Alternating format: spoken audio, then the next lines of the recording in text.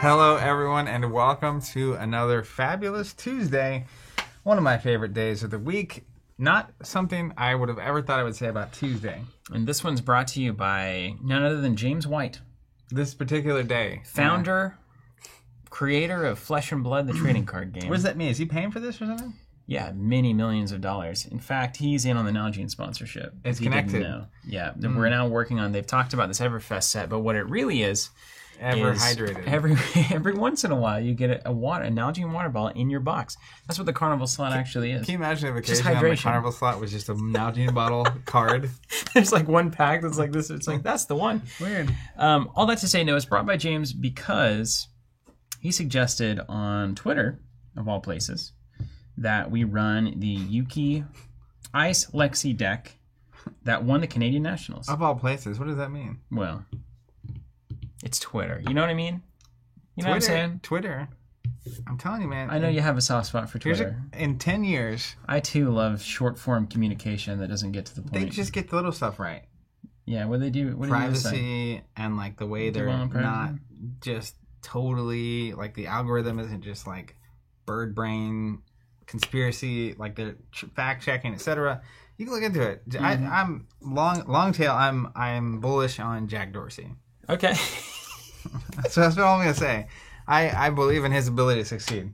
He did crazy stuff. So he was also one of the co-founders of Square, if you've heard of him. Yeah, I've heard of that service. Pandemic hit, and he was like, I'm going to give a third of all of my assets to charities and to people struggling and all that kind of stuff. Yeah, you do it? You do it in a way that actually did it or impacted it? In the next 3 months, Square's value, because of the pandemic hit, right? Mm-hmm. So a lot of local retailers were using Square. Their value went, and they started getting into Bitcoins and that kind of stuff through the Square app. Mm-hmm. And you can invest in stocks now in the Square app and stuff. Anyways, their value tripled. Oh. So there you go. He gave, after that point, still committed to his giving, literally, I think it was like $1.3 billion or something. Okay. Not just gave, he sold stock to be able to give. That's all great, man. I'm just saying. I'm just saying. I don't like communicating in 150 characters or whatever it is. You think maybe some nuance could go missing in that amount of text? You're a wordsmith. You use a lot of words. That's right. Yeah, but you use a lot of words. Which is why you don't like Twitter. That's correct. You like long form. I like the ability for people to be able to fully express a detailed and nuanced opinion about a thing. Do you particularly enjoy like very long form content? Like, I do. Do you find yourself reading a lot of long articles? I do. How do you find those articles? Yeah, the Times and the So you just go to the New York Times, NYT.com? I do subscribe to a number of different. I try to. Oh, so you get emails? No, I don't get emails. All notifications must go. Like an app or if something? I want to do something, I'll go do it. You don't need to remind me that I need to go do something. But where? I'll go do it. I open the app in the morning. What app? NYT. You're an NYT subscriber? Scan the headlines. There are also a number of other publications, like ProPublica and these kinds of things, that I also try to be a part of. Give some money to, just to keep journalism going. And it's not, and I try to split the goalposts. You have to pay for the things you like, otherwise they'll go away. I try to split the goalposts between right-leaning and left-leaning stuff. And then I also try to read AP and Reuters to get a somewhat objective, try to get a little objectivity in the middle as well. So I follow AP and Reuters on Twitter, which is how I find the articles that I click to read. That's very nice. You know. So you're not like many people I know that read the headline of the article and then start saying it as if it's gospel, but then they don't click in and realize that there's a lot of nuance to what's actually being reported. And I would really love to know. You're not that person. No. You're always clicking on the article before you have an impression, right? I am good about not having impressions about things that I know I don't know about. Actually. You're good at not having impressions about things. But like really, it's like I don't just listen to headlines, you know, yeah. And it's like, oh, did you hear about this horrible thing going on? Like there's the not to go there, but the recent case that got decided. Yeah, Rittenhouse, yeah. I'm grossly uneducated about it. I'm planning on reading about it this weekend. And I know there's like very strong opinions both directions. Of course. Yeah. But I am not, I don't have an opinion yet. Sure. And it's good to not have one if you don't feel like you should have one. I'm comfortable not having opinions. Right. But I feel like some people would be like, what are the people I trust saying? Mm-hmm. And therefore, that's my opinion. Yeah, you can't do that. Which is, you know. You absolutely can't do that. But Facebook, particularly, which is why, this is all a segue into why you should sign up for a community text.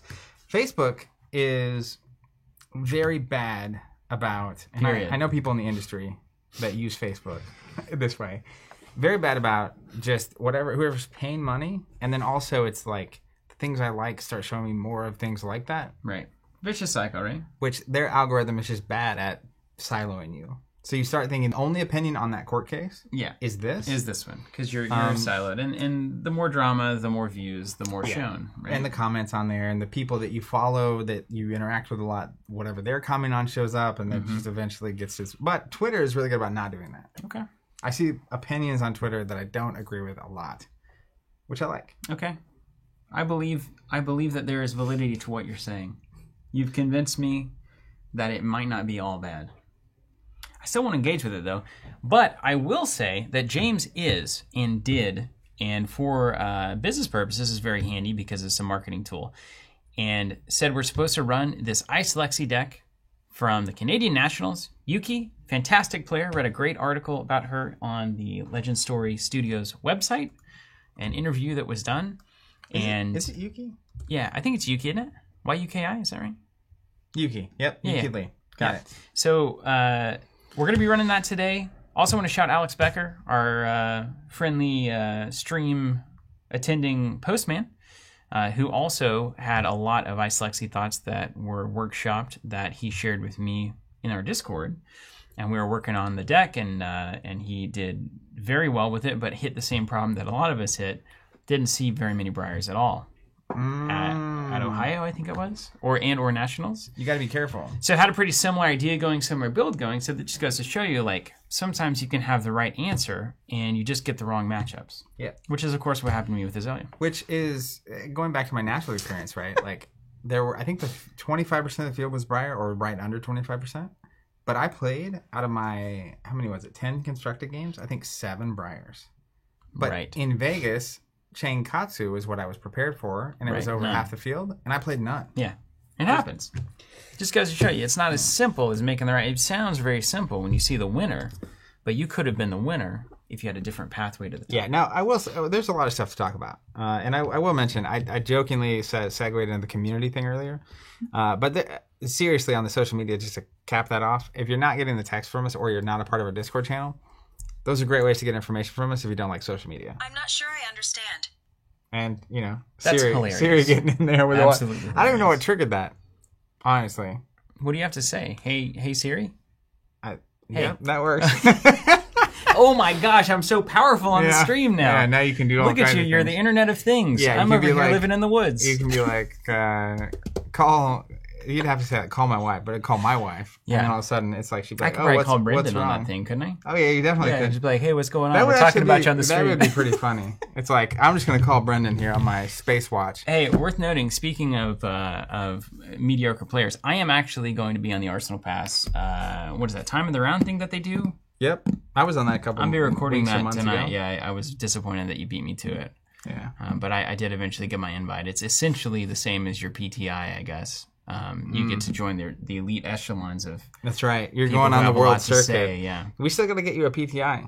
Yeah, I guess. I mean, people really talk about that in a lot of different, like, exciting ways, but I'm just here to play limited. Oh, I said seriously. Oh.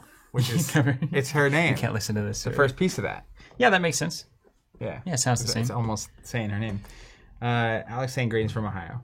What's up, Ty? Hey, thank you so much. Everybody knew what was going on. Alex Becker, greetings from Ohio. That's right. Alex there in the chat. Going to check out Ice Lexi. I'm going to learn this deck today. Before we dive in, I do. Anyone have questions? You told me you wanted me to play Ice Lexi. I said that? You want me to play Briar? You're supposed to play Lightning Briar. Yeah. Oh, I'll definitely play Briar. I mean, I suppose anybody could play Lightning Briar. Just slam down as many cards as you can every turn. So I built Lightning Briar last night. Is it hard to play? I haven't played it yet. Okay. But when I was building it, I was actually a little sad. And I'll show you why in a second. I have a lot to say. Last week, I think the nature of our conversation around the state of Fab was that Briar is fundamentally strong, maybe too strong. Yeah, and then I just wrecked it with Bolton. Which is fine. But dang right it's fine. The main thing is, I would love to know, and we probably could have a designer on, but if you're a designer of Fab, right now two things I'm seeing. One is Briar's too good. Yeah. Start there. We'll come back in a second. The other one, all kinds of wild stuff when people are losing to something. Like I saw someone saying they should ban the Ram of the Rampart's head, the shield. Rampart of the Ram's in head. Blitz, because Oldhim is impossible to beat in Blitz. Yeah, that can't be true. And the thing that highlights to me, though, is that I think it's really easy to lose to something using, and I'm going to use my own personal experience from this, using what used to be good and then just to declare this is too good for the game and not actually try to work out, can this matchup ever be in my favor? Do I need to change my strategy? Do I need to change my deck? Or are there decks in the format that are supposed to be countering this that just people aren't playing? Yeah. Also, 30 games in a particular matchup before you can even think about what you're supposed to do. Right. You need to play a lot. You don't change your deck at all. Play it 30 times. By the 15th game, you might actually start winning that matchup just because you know what they're doing, you know how to play around it, and you stop. So new decks that come on the scene know all of the old tricks, and so they're built with an understanding of how those matchups work. What does Katsu want to do? What's the Surging Strike worth? What are they going to follow up with X with? You know those things, and when you start playing Oldhim, you don't know those things. So you got to learn those things, and then you can probably... And the new heroes have a little bit of an advantage because you're going in, building the deck and testing it, knowing all those old things. But people haven't got to play 100 games against Briar. Or Lightning Briar. Or which Briar is it, right? And what tools do you have? So the thing to me, though, is it seems pretty evident. I don't know if you read the article about the Ice Lexi deck or not. I did, yeah. Well, most of it, and then I got distracted. So there's a character, I want to be clear in case I get this wrong again. We said it was Yugi. There's a character in Gilmore Girls called Suki, and that's what sticks in my head. So I've almost said Suki like 100 times. So if you do it, just apologies. know that's where that comes from. Huge congrats to Yuki too if you happen to be watching this. This is a phenomenal achievement. Responsible for knocking our friend Dante Del Frisco out of the cut in the Canadian Nationals. You told me to remind you to call him that, so here we are. God, thank you. Yeah, Dante Del Frisco. Anyways, the recognition for me though is it seems like we have Oldhim winning the calling, right, the day after National starts. So then the calling happens in Orlando in the U.S. And then you have Ice Lexi winning Canadian Nats. And I think if I'm a designer and we're making Briar, right? And they've done the articles that are saying we're balancing for sealed and constructed. Yeah. And draft all at the same time. And if you're thinking and you're testing Briar, you're probably testing these new heroes at the same time. All in conjunction. And I actually look at it and I'm starting to think some of the stuff we talked about last week on ways you could tweak Briar. I so easily can see those tweaks making her unplayable in sealed draft and or constructed. Like if she was already struggling into Oldhim, and that's what I want to test here. We're going to play Lightning Lexi into Briar and see what happens. But if she, at her current state, is struggling into Oldhim and Lexi when they're good, and people figure out how to play those. Like in constructed. Yeah, like let's say her ability was originally only on Runeblade cards or whatever it is. Only Lightning or Earth. Yeah, and then all of a sudden it's like you're playtesting with these heroes and maybe future stuff too, and it's like, man, she's not good enough. And so it's easy as players to be like, because what happened to me... That's essentially what happened with Chain, right? That's why they lowered Seas to 0. It's like Chain just not got it. And that's a fine balance, because if you are tweaking too far, and you might make them too good. Yeah. And I'm not saying that she is or isn't, but also what happened to me, looking back in hindsight at our testing, I was doing a ton of testing with my Earthbriar deck against the former meta, the Chain and the Prism and Bravo and the way they were playing. And the recognition is kind of like when Chain came out, he changed the pace of the game. And so Lightning Briar to me also changes the structure of the game. And so... What does it change it to? Well, I what think is Lightning Briar doing differently as far as pressuring a meta that Chain wasn't doing? Chain isn't... Chain's inevitability fizzles at the end. Right. Briar is a similar problem, but it's consistent for the whole game, and potentially fizzles. Do you approach that problem differently, though? I mean, because it's really, these two heroes are going to beat me in 7 turns. Well, I think the difference is that there isn't a moment where Briar is doing so much all at once that you can't do anything about it. She's consistently doing the 10 to 18. Depends on the turn and what's going on. They're not really pitch stacking most of the time. They could. Like, the worst turn they can put together is like Sting of Sorcery, 3-ball Lightning.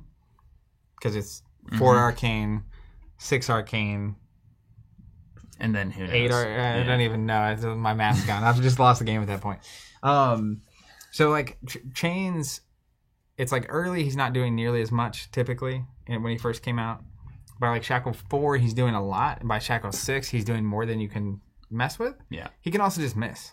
So there's essentially, you're saying in chain, there's really no getting back in if you fall behind, whereas Lightning Briar, you can potentially get back in on a longer game. Yeah, and you can have a pivot moment at least. And she has possible. This typical like doesn't want to block in Lightning version. Really does not want to block. Yeah. And so yeah, the embodiments that you're stacking up can block, and sometimes you do. But then your turn's really bad. But she doesn't want to block ever, and you can leverage against that. And so there's control's answer to that, which we'll see in a second. We'll see if it works. It absolutely will work. Yeah, I think it will. 100. I mean, it's like so obvious that a deck that doesn't want to pitch, if you give them a Frostbite token, it's so good for you. Or you play a Channel Lake Frigid, or you make them discard a card with Chilling Ice Vein, or and you just keep stacking and stacking and stacking. So good. It's gross. But if it could be like this, is what I'm curious to see is like if Ice Lexi and Oldhim both are really good answers to Briar, they may be testing it. It's like, oh, Briar's really good, but like she's not winning highly against these two heroes. And surely when we put this out, everyone's going to be like, oh, look at how controlling these control heroes are. You can't just play this way. But the thing that made me sad, going back to my earlier statement about Briar, I was building this Lightning Briar deck. And it's the Terex one? Taric deck that won. Yeah. And you know, they've been tweaking since then, I suppose. But the sad thing, the reason I mentioned being sad, is just how that's the Earth deck. How few Runeblade cards are in the deck.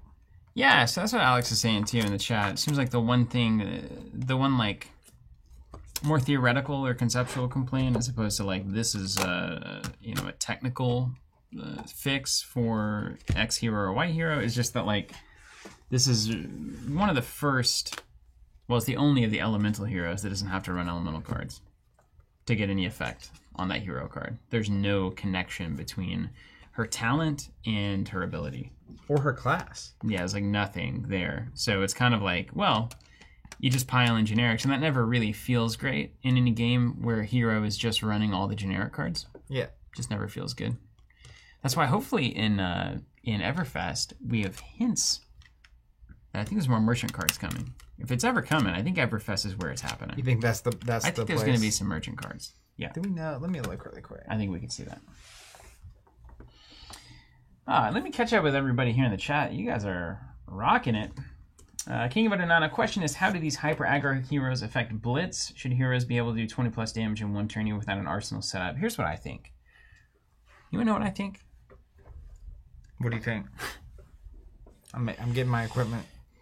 I'm going to say things that are not representative of probably good opinions. Here we go. But I don't think Blitz should be representative or catered to at all when it comes to the balance of the game. I don't think that's a hot take. I think Blitz is a format that essentially was released out of necessity, card scarcity, and the game exploding and needing to give players an easy way to actually get some games without having a full collection. It's a fine format for that reason, but it's so clear that this game is designed around three things, and that's draft, sealed, and constructed at 80 cards, sideboarding with 40 health. Some heroes simply do not function at 20 health with such limitations and no sideboard. So I don't even care how it affects Blitz. But I don't ever play Blitz. But for a lot of people, that is their outlet / introduction / still what stores are going to run because it's quick and it's easy and more players can access it. So yep. It's kind of a pickle because on the one hand, you want that format to exist and it's definitely more new player friendly. But on the other hand, it's very clear to me the design team is not balancing around that breakpoint. Very, very clear. Very clear. So I don't know what that means. I don't know how to bridge that gap, but one thing so looking at this Briar deck, right? Just counting 3, 6. Now, how is that possible, Colin? Colin says he saw Hybrid Briar do 83 damage turn 2 in Blitz. How do you string together 83 damage without multiplication effects in the game? I'm gonna guess they play a Channel Mount Heroic, and then they have Snapdragons and Snatch, and they keep have drawing cards. Yeah. Force of Nature fused, and then it's like every time an attack hits, you draw a card, and every time you draw a card, you can play it as an attack. But 80 something is, you said 80 something? 80 something. I mean, did they keep counting after it was dead? After it was dead, yeah. I suppose you'd have to, right? Unless you can somehow block like 60 plus damage. Here's what I need to know. Do we have any Lightning Briar experts out there? If we do, I know how to play zero cost cards. Do you need? Well, what I have no idea about is the sideboard. Oh, I don't either on this one. Well, we can figure it out. That's why I'm asking. We're if we smart have any fab experts. players now. Come on. Not that smart. How many D-Ray actually got in that deck? Well, if I were building it, probably very few. I think it's none. My problem with Lexi or with Ranger. What are these? What are these? Do you have? Oh, I have. I bought. Hey, it's missing cards, so I had to buy them. Oh, that's very nice of you to do for this. Do you have your tunic? Yeah, it's in here somewhere. Yeah, we're gonna need that. We got Voltaire. So yeah, this is the Alex Becker special here. Got these Blue Winter's Bites. Love seeing that. All right, I need a tunic, obviously. We're playing Fab, am I right? Yeah, Finina says Zach is right. Confirmed in 75 on turn 2 in Blitz. Now, is that specifically in Blitz? Because the same cards exist in non-Blitz, right? Yep. Here you go. Thanks. Oh, Blizzards. Cool. Cardboard Cassian, I've heard about an infinite draw where you just draw your whole deck. The funny thing is, like, all of these things are shut down immediately by ice. Every one of them is shut down by ice. I sure hope so. It really is. Like, just Blizzard, right? It's just like, you're like, well, end of my turn. Double Force of Nature, Channel Mount Heroic, CNC, Ball Lightning, Snaps, etc. Yeah. So that's double Force of Nature would be the kicker there.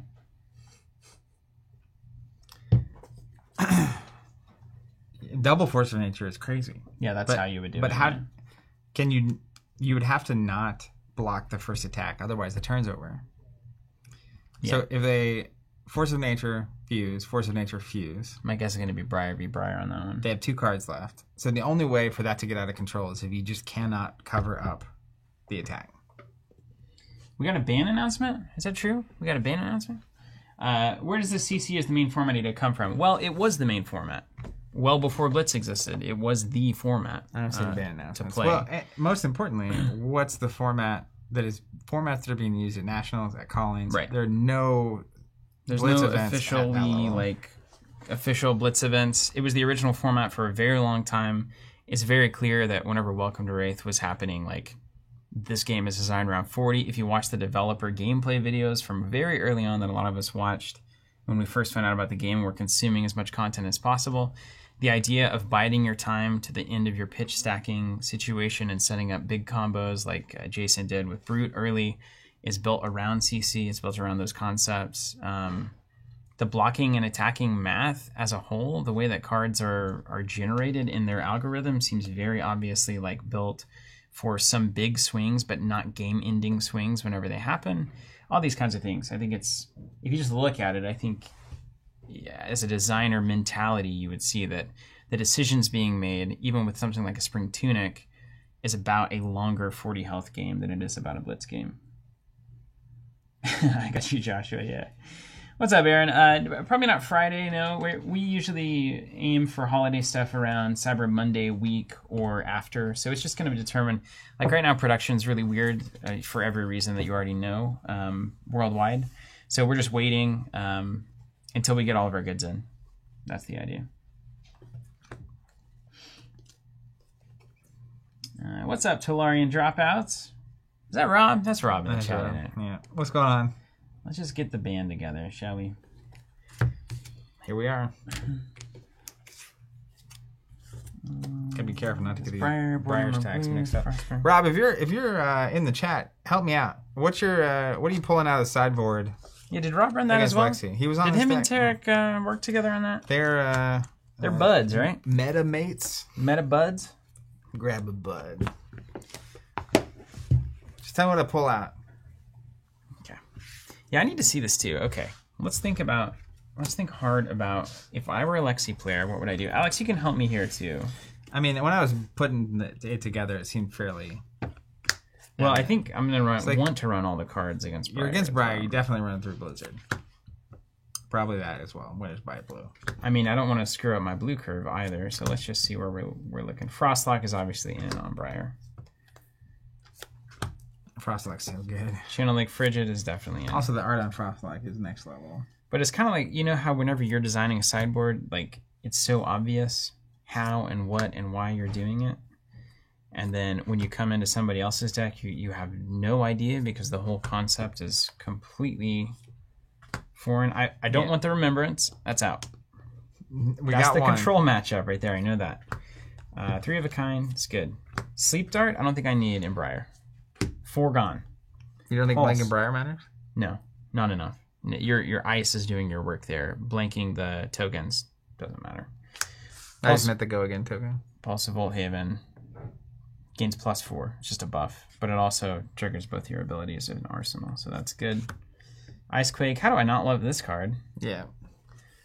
Flake Out. Maybe don't need that one. Cold Wave. Do you run any defense reacts or anything on my turn? Cards and active Lightning Briar, no. I don't think you run Cold Wave. Colin here. apparently saying in the Seeds ban article, they said the next ban restricted announcement was going to come to December 14th, but no guarantee they ban or restrict anything. Okay. Is that real? What is today? I'm going to guess I don't need... Is it weird that I didn't even know if it was December or not? I know No, it's Thanksgiving week. It's not weird. I should know. Yeah, I mean, so here's the Sleep Dart's always going to be good, almost always, but it needs to be very good to play because it does not fall into your main strategy. Lightning Press real good. Yeah. Okay, Jeb's saying Cold Wave. Okay, we got that one out. CNC, is CNC in here? We don't have CNC, so that's not going to matter. Endless Arrow is probably out. Flake Out is out, so that was on our list. We're going to lean in all Disruption. Weave Ice, Amulet of Ice, Blizzard.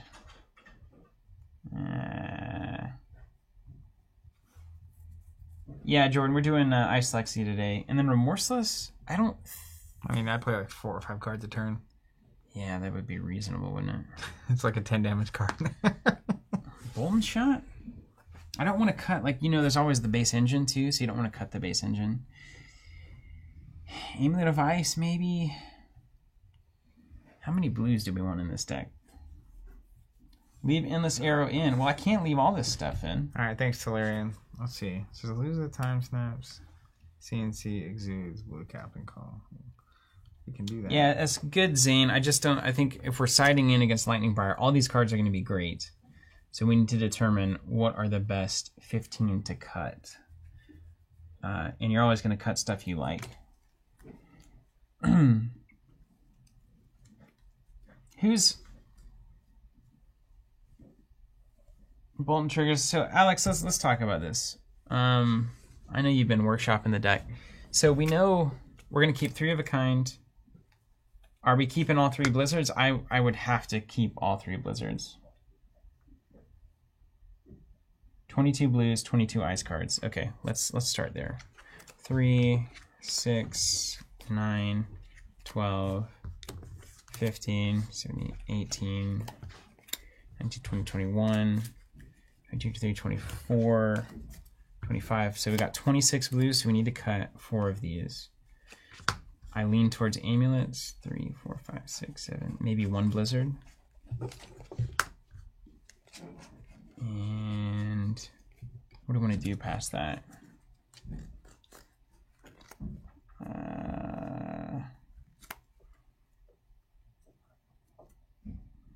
Maybe 1 bolt. I'm definitely on 3 Channel Lakes. Like that's happening. I think Ice Vein you've got to keep. Probably. Okay, let's see what our.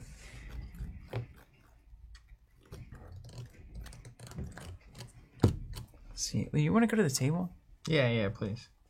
Didn't know we weren't at the table. We're at the table. We're at the table. Oh man, we're at the table. We're at the table. Cutting Pulse. I'm gonna put blue captain's film back in. How do you feel about red electrifying? Because I feel like that's gonna be a tough card to play in an ice situation. Maybe not though. Ice quakes. I just want to see how many ice cards I've got now. Blizzards. Okay. It's funny. They all look like ice cards, you know? They're not. Interest Bite, Polar Blast. That's why net decking is so hard in this game. Yeah. I actually kind of like it that it's this hard. Alright, great. I think we got there. Okay. Let's pull these up. You think you always run Lightning Press? You like Lightning Press? Yeah. 0 for 3, especially with your hit effects, is really bad. Josh was saying, I always found that Blizzard never gave me the effect I wanted against Briar. I found it to be very effective myself. So 27 here. So we need to cut. If I cut 5 ice blues, I'm in. Let's start with the amulets. What do you think? Let's cut 1 blizzard. Let's cut a blue ice quake and a blue winter's bite. Ugh, these are good cards. They're all good. Weird how that works. They're on the yellow weave ice. Thank you, Nick. I needed that as well. Some sort of advice. Okay, we get yellows out. That means we can put the blue ice quake, winter's bite, and a blizzard back in. So then we go 3 weave ice are out, 2 amulets. That's 5. 6, 7, 8, 9, 10, 11, 12, 13, 14, 15, 16, 17, 18, 19. Valentino, so we got 20. 5 coming back in. Thoughts on the new Armory kit? I thought it was great. I like the holiday December vibes, a little low key on the prize structure for the local Armory events. I thought it was... I like it. Where are we on Frostfang? Is that a sideboard card?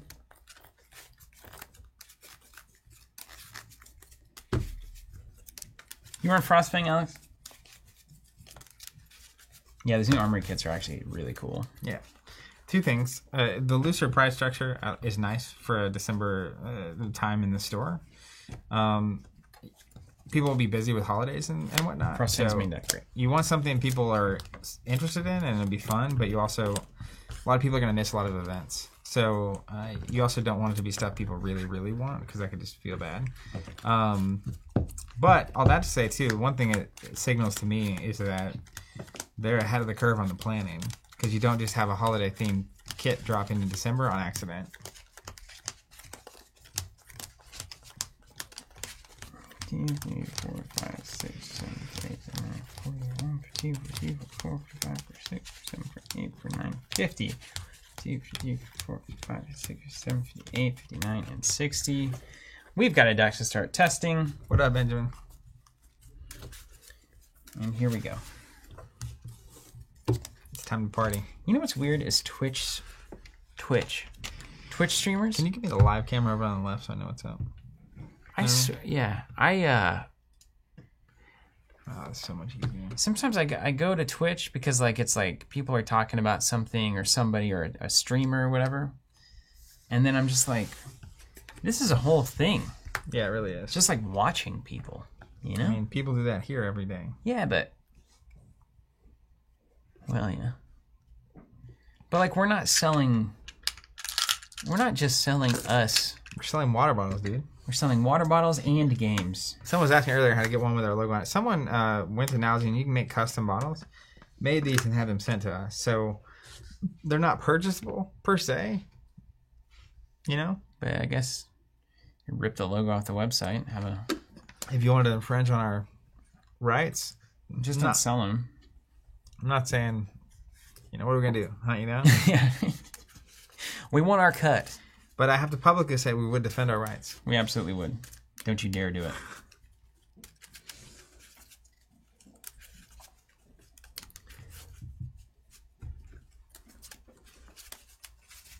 Valentina saying, I hope the Bobble storyline doesn't stop with Christmas. The Bobble, oh yeah. Because it hatched into the Christmas Bobble. Yeah, I hope it hatches into other things. Mr. Hobo looking for D6s with our logo. We should just do a dice thing for the board, shouldn't we? You know. I don't know. We're always... What the bull is the scared one? No, the bull is the not scared one. What's the other one? Bearish? Bear. But a bear's not scared either. Nobody's scared. A bull and a bear aren't scared. So why are we calling it that? Why isn't it like bull and sheep markets? A bull is very aggressive. Yeah, so is a bear. Well, a bear goes into hibernation, right? Oh, come on. So a bearish market is very calm. Come on. When's the last time somebody thought of a bear and said, "Oh, calmness"? Well, it's because they're storing up for winter, right? So it's representative of like a bearish market thinks it's about to be cold, not hot. Whereas a bull, when have you ever seen it calm or reserved? Mm-hmm. I see bulls all the time actually in my backyard. Yeah, they're walking by. They're not always charging stuff. They're very a lot of times they're very docile. Very docile. So we need to talk to the Commission of Naming Things. In case you're wondering, there's like a giant property behind my house. It's not bull mine. Farm. It's not mine. And they have cows and bulls and dogs that run around and stuff. Bryce says bull attacks up, bears attack down. That's exactly it. Market's going down. It's bearish. I think the market people need to research animals a little bit better. That's not what they're there for. Be like I was talking about magic or something. I think moose market is better, Valentino. I agree with that. Let's get these on here. The old moose market. All right, we're going to be learning this deck together. If you came here to see it perfectly played, this isn't it. No. If you came here to see a lot of the mistakes you would make if you were trying to start playing it, you're in the right place. Even Steven? Also, if you came to see Zach psychopathically setting up his board, you're in the right place for that as well. I moved my equipment over here to align. I didn't move this stuff. So what are you just... Calm your pits. Are you just looking to, elevate your little golden skull cap there? No, I was getting this... Originally, this was like this. How'd you get that skull cap anyway? Well, I rolled some dice. Should we move this down? Is that better? Is that more pleasing? I don't have the space. Oh, you don't. That's right. I got all my tokies. I can put it here. You got a little arsenal slot. That's very tidy, actually. You got your chain up there. You can have your hat. Well, I can put my tokens while they're in use, except for this embodiment of Earth. Hey, this is a really awesome solution. We can just leave it on the main on the non-delayed cam for us, and we can always just look up there as a monitor. Yeah. Okay, really we solved that problem. It's big brain time. A lot of people have no idea what we're talking about. Bankhead wondering, does Ranger prefer going second with Voltaire? I don't know. I'm not going to choose, but I feel like I know what to do either way. Even Steven. Well, the reason they're asking is because you could use your instant to load something on your turn, flip it up. Yeah, but I could also go in first, have 2 arsenal slots going into your turn. That's right. So it's kind of good for me anyway, I feel like. It was odd. Courtesy of my friend Alex Becker. I'll go first. Rob giving the gold skull cap alert. Need a button I can hit. Some sirens in the chat. Makes every win against you that much sweeter. Yeah, when I have my gold helmet on. In fact, on. Since you've had that gold skull cap, I've won the vast majority of games. 2 out of 3. Yeah. Vast. 66%. That's incredible. Since I've had the skull cap, I've just stopped caring about winning. It's crazy. Jeb saying Yuki said she'd bring in darts versus Briar, specifically sleep darts. That's crazy. I mean, it worked. We'll see. It just doesn't seem like a terribly impactful. I don't know. Isn't there already enough control there? If it doesn't work, we'll throw... What, Endless Arrow probably becomes Sleep Dart? Jim, what's up? That's right. Love it. Okay, I think I'm shuffled pretty well. Let's get these guys. Benjamin Lyons, quick question. How long have you guys been in business together? YouTube video quality has, from what I've seen, been highly professional. So it's a long journey. Started back in 2007. Steve and I grew up together. Back when YouTube was fledgling. 10-minute videos only. It was brand new. Facebook, you had to have a .edu account to sign up for at the time, just to give context for all the people that weren't around. But in 2008-ish is when we started doing videos. And that was almost exclusive because Steven's brother Jonathan worked at the local news station, was a film major in college, had a camera, was willing to shoot and edit stuff for us. So we've been doing videos for like 14-ish years. And a lot of those early videos, I wasn't even on. Steven wasn't on some of them because I don't think either of us ever, started out with the dream that we'd be on camera every day. That was just eventually somehow what happened. It's about the only way we could compete with the well-established online people. That's what happened. And it's also what we wanted to do. Yeah. Just, we made those tutorials early, A lot of early toots. Okay. Man, this is the first time I'm kind of back in the saddle with Ranger.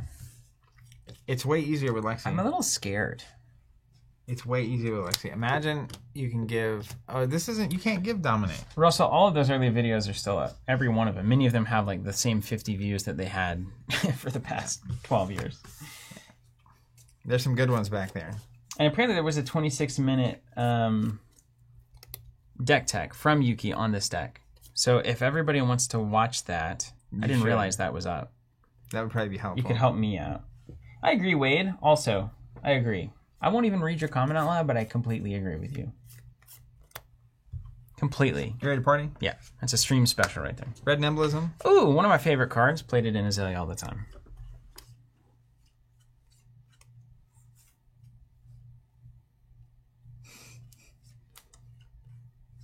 Okay, great. Yeah, you're allowed. I'm reading the comment. Pass back to you, pass. Yeah, Red Ball Lightning for 6. Okay, whenever a lightning element action card would hit, it deals that much damage +1. Do you have a lightning press? Mm-mm. So, where I come from, you block this. Surely that's right, yeah? Don't call me Shirley. Opiate says, your early Monpog videos are great. Steven with hair giving off that hacky sack ultimate frisbee vibe. I totally was. I was that also. I was that person. Also, Perch Grapplers, what's up? For real? It's 2 armor, I think. Yeah, it's 2 armor. It's always been that. What? Oh, my dice are normal. They're all on 5. What are we talking about? Because you literally face... That's psychotic. No. You took the time? It's irrelevant. No, I respected myself and my opponent enough to do that. Literally, I have, with a single click, I can turn any die this direction and get to any number I want. Yeah, I can do the same thing for sure. Let's block 6. I don't know. Is that right? I don't think it's wrong. I do know how to play the game. It's just nerve-wracking, you know? Yeah, I'm with you. I'll swing the Rosetta Thorn for 2 and 2. Let me spoil it for you. You're going to take the Arcane. Yeah, so... wait, that's a reminder that at the start of my turn I mentioned this. Of course. Somehow the die got knocked away. I don't know what happened. Rosetta Thorn triggers and Lowe's my Tunic. You know what's crazy though, actually? In this seat, from right here, I cannot see that card. Yeah. So that gives you a pass for sure. Can you see your equipment? You can, right? Of course, yeah. I can see everything very well. Okay, so I can take 2 and get an Arsenal card or not. I think I'll probably take 2 and take the Arsenal. Yeah, that's better, right? Probably. Oh, wait, I get to redraw here, too. Oh, my gosh. Maybe I crack Spell Void here. That's probably wrong, huh? You can, someone pointed out, let me read this. You can use the Shock Charmer's instant to cycle a card if you don't want it. I want something in my arsenal here.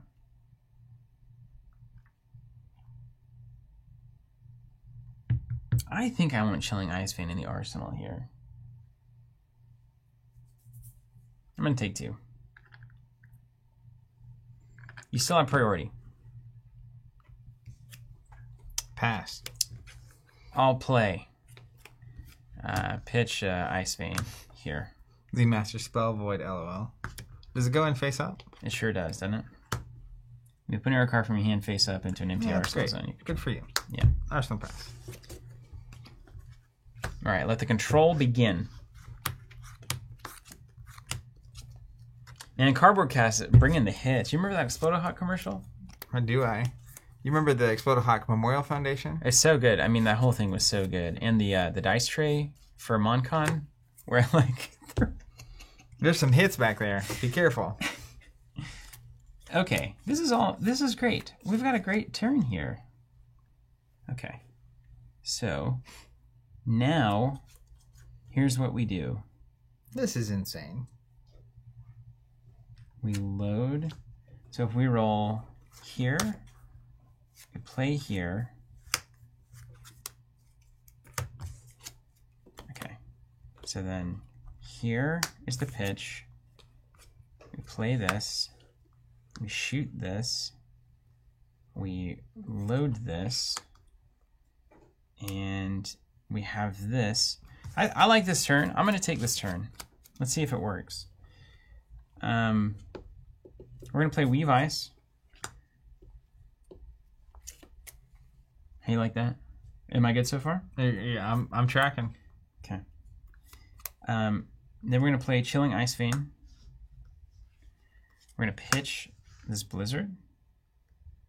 And this does not have Gogan yet? Did you want to load Narrow first and give your next thing Gogan? I don't need Go Again. Do I need it? I mean, I don't know. Depends on what else you're doing this turn. I mean, I can do that whenever, right? Gains Go Again? Doesn't say the next deck you can... No, it's the one I put in, Gains Go Again. I did not put that in, so I don't think there's any way to give that Go Again. I could Perch Grappler it. Also, that's a reminder that you, too, told me you were going to put a token on that. I just haven't triggered it yet. You can trigger it any time during the turn that you remember it. That's how that works. Yeah. All right, so coming at you for 7 with Dominate. Coming at you for 7 with Dominate, we're going to fuse it with an Ice card. 7 with Dominate. If it hits, you discard a card or pay 1. Oh, yeah?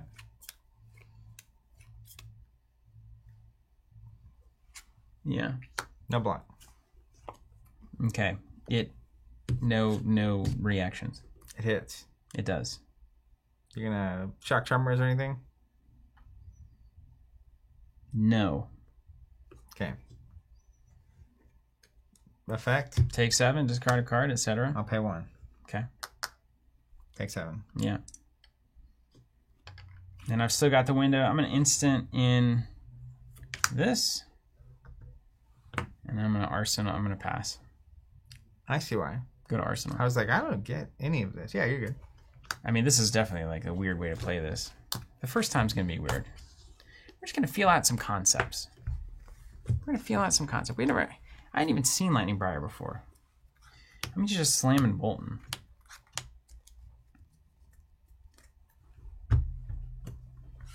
Tune the cup. We're gonna go Scar for a Scar for 4 with Go. Yeah, so we could double with Shark. That's right. We Shark for 4. Okay. All right, let's see what else we got here. I mean, you got more card value this round out of not Shock Charming. Maybe that's right. Maybe it's wrong. It's probably wrong. Yeah, I pitched a blue anyway, so it wouldn't. I would have just taken 1 and paid 1. But yeah, I don't like the double effect on Chilling Ice Vein at all, because usually it's just 1 card no matter what. If it hits twice, it's still 1 card. They have a blue. Yeah. Do you not run? How many blues do you have in there? 9. Yeah, there's weaknesses in the deck. Yeah, unfortunately, Benkai, it doesn't matter if they do the ability twice, as long as they have a yellow or better. We need to adjust the focus here. Apparently, it looks like my side's in focus.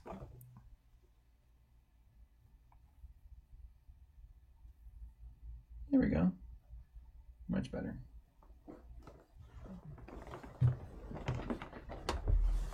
Okay. Scar for 4. Scar. All right, let's calculate my turn here. We need to get in that rhythm of giving you an ice token and every turn. Doing the ice weird token, stuff. fuse the ice effect, put the ice card down in Arsenal over and over and over. Until we just can't do it anymore. Scar. I'm gonna pass on defense. You got any reactions? I'll pass. I'm gonna go ahead and Blizzard that. Loses Go Again unless you pay 2. It'll lose Go Again. Okay. Take 4. Take 4. Embodiment. Arsenal. Pass. See, that seems good. It was good. It was. Okay. Yeah, I like the card. That seemed good. It just prevented a casual 12. 1 card for 12. I'm okay with that. Give me an icy token. You got one of those? Yeah. Let me dig into my. Let's get Grandpa. I'll get his. I'm sure there's one around here somewhere. I think I have one of those. Oh no. Yeah, let me get one. It's in the other room.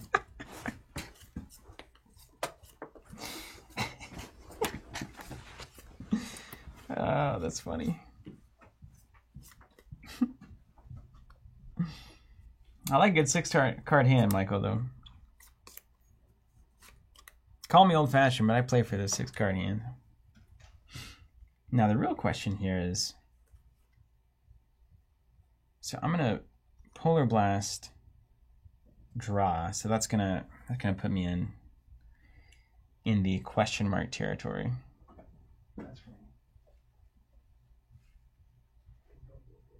That's right, Brett. Oh, let me see. About 20 years ago, I remember putting one up here in the attic. To all of our older friends watching the stream, we appreciate you. We're happy to have you here. Some of my favorite people are at least 10 years older than me. All right, is it my turn? All right, Tunic up. All right, I already used Lexi, so I guess. Seems wrong. It's like bent. Anyways, beautiful card. Not so ultra, are they? Okay, you got a Frostbite token. Let's play Polar Blast. Pitching a blue. Pay 1 or give me Dominate on my next attack, and I'll draw a card. You can have Dominate.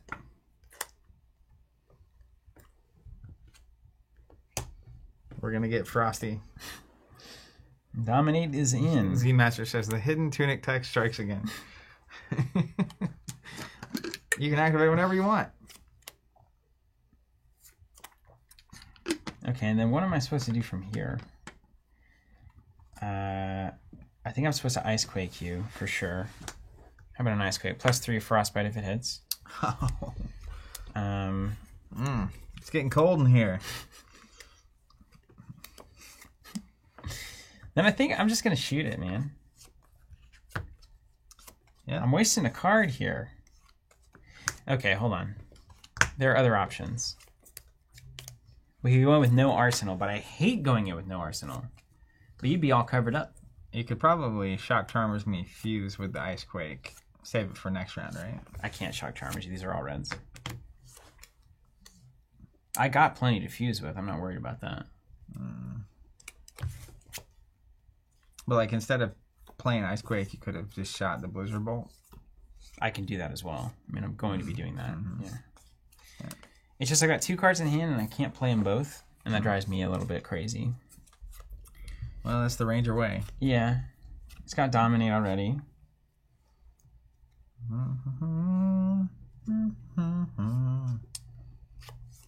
Yeah, so I'll put you at 3. This is fine. Let's go Blizzard Bolt. For 7 with Dominate, I'm going to fuse it with a Frostfang. All right. 2, 7 Dominate, and Frostbite token if it hits. 2 if it hits. Yeah. Oh. This is not fair. Yeah, it seems pretty good, doesn't it? Country Road. Well, no block. All right. Take your 2 more Frostbites and your damage. I can't trigger Shock Charmers. I mean, I could on the double. I just don't think it's necessary. I think I'd rather have an Arsenal here, so I'm going to go there. Even a 4th token is probably not going to make a huge difference. I don't think it's going to mean a lot to you, to be honest. Well, you never know. All right. Let's pay 3 for a Plunder Run. Clear that. Leave that there for you. Let's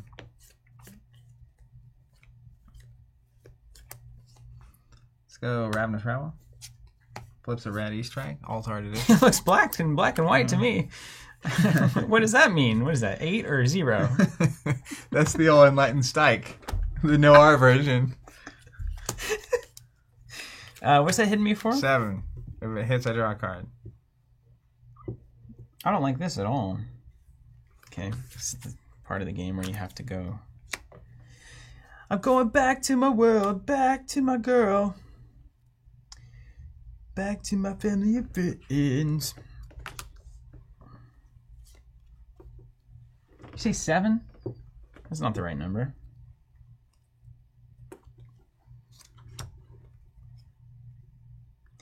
I'm going back to the world, back to my girl.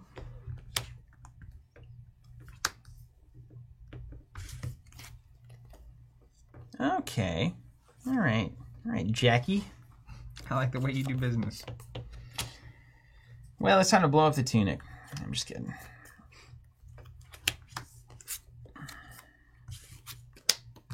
These decks are complex, man. Mm-hmm. I like the old-fashioned decks. I'm not having to worry about fusing things. You just need a couple wraps and you'll get there.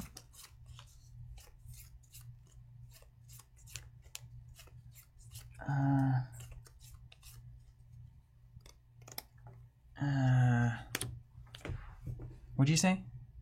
You just need a couple wraps. Yeah. Okay. I mean, how many times are you really shooting 2 arrows in a turn? How many times does that happen?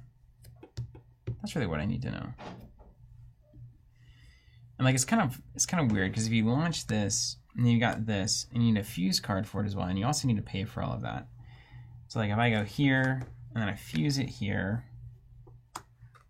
and then I pay for it here, that leaves me 1 card to block, which means you've got play here. So much play.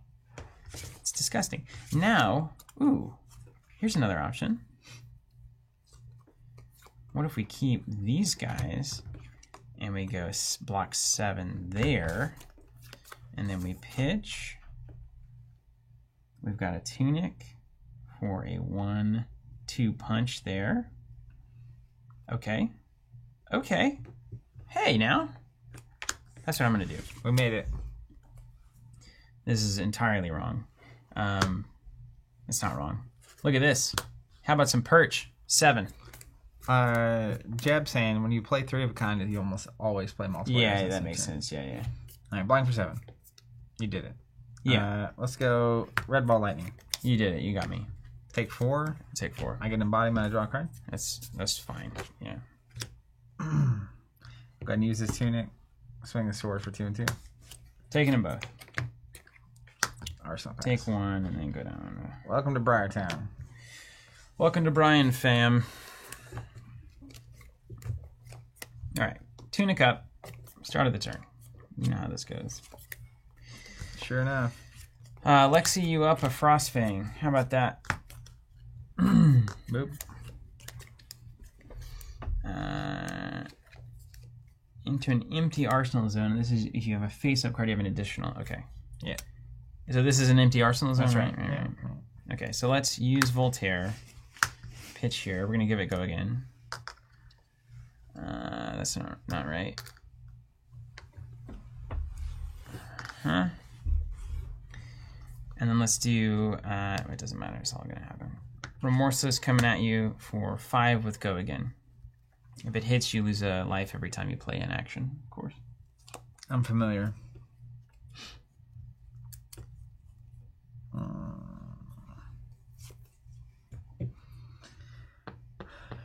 No cards in hand? None. Alright. Let's block. Oh, wait. I have my embodiments. Let me think about this. Which one matters the least? So I think I got a Frostbite. So I'm going to pay to play. Yeah, pay the troll toll.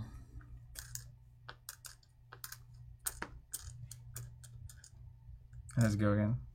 It does, yeah. What's that Frostfang say? 5 attack, 2 defense. What's this the text say? Oh, the text? If it hits, they discard a card unless they pay 2 money. Oh my goodness. You little son of a gun. I see what you're doing. Nice hat, though. It's pretty cool. I like that it's gold. Does it make you feel special? Make you feel like a real player? So like special. You're going to Caesar's Palace. So very special. I played the Sega game Caesar's Palace so much as a kid. Really? So much. Does it involve poker? Yeah. You can get on the poker tables or whatever you want, All right, Frostfang coming at you for 5. Mm-hmm.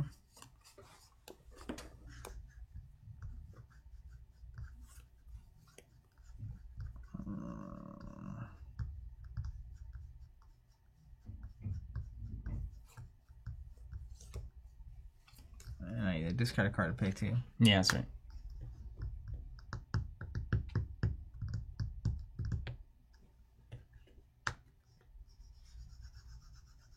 That's right, that's a Ghost Rare, says E-Masters on that Lightning Strike.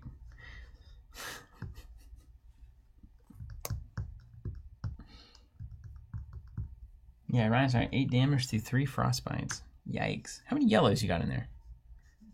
Don't know.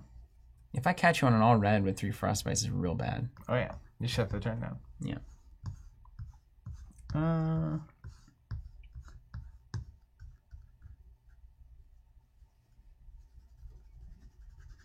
You have less life than me. That's fun.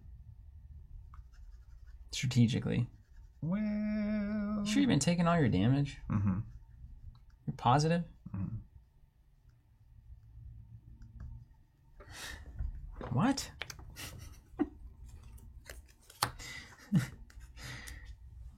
Yeah, sure. What the heck?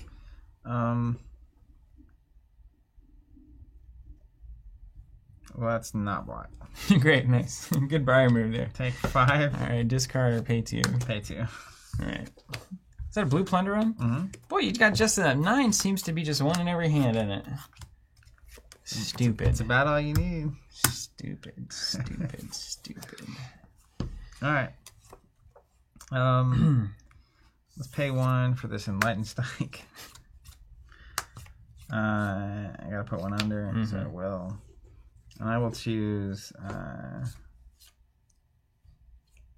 draw a card. Okay. 5 damage coming at me. Mm-hmm.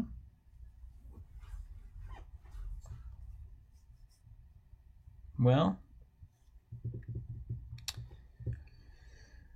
I reckon I need to get back in the swing.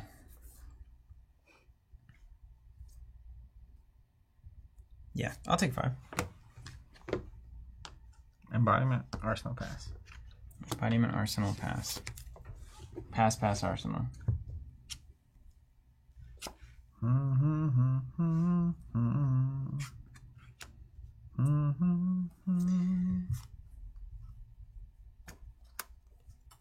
Yeah, okay. Play an Ice Quake. Pitch here for that. 2 floating. That's a red Ice Quake for this Keeping Track at Home.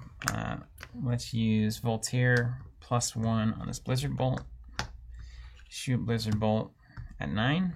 Fuse it with this Weave Ice. If it hits, you will get 2 Frostbites.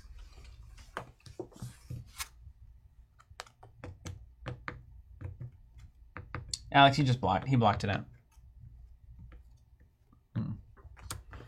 And Blizzard Bolt will trigger my Spring Tunic. You should also have 1 on yours. Classic. It'll trigger yours as well while we're here. Yeah. Luckily, that's how that works. I don't know. It's been errated. All tunics gain a token. Sure, I'll take 9. Okay. 2 Frostbites there? Yeah. The bonus. Put that in the RC. I swear if you have a blue right now, I'm going to flip the table.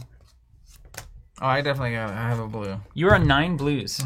9 blues and you have a blue right now? Look at what your deck looks like. Are you guys seeing this? This is the deck. We've seen like 5 blues out of 9 so far. I don't know what to tell you. Cheater. I got the hot hands. You're cheating. I just gotta wait then. Jim saying here we see the ProQuest champion is natural habitat. Just utter annoyance. Lord. Oh look, I got the classic. I didn't draw any attacks. I'm gonna do a yellow. Sounds like a blocking turn. Yellow plunder run. Oh Lord. Paying with my frostbites here. One floating. We're gonna go ball lightning for 2. Oh yeah, and click that up. Ball lightning for 2. Oh yeah, you can't use the thing for the tunic. Is that what happened? Yeah, you can't use tunic for frostbite, but I haven't. Hmm. I don't know what you're talking about. Tunic for E-Strike? That's fine. To pay off the frostbite? You can do that, can't you? Well, it's the activate that she has to, but I didn't do that. I thought you did. I swung the sword with it earlier. How'd you pay for that E-Strike?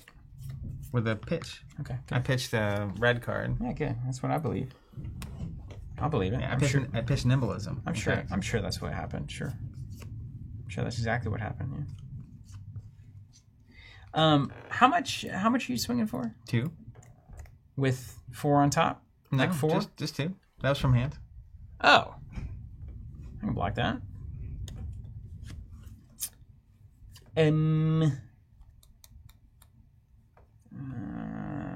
Block 2. Okay. We're gonna go E-Strike, choosing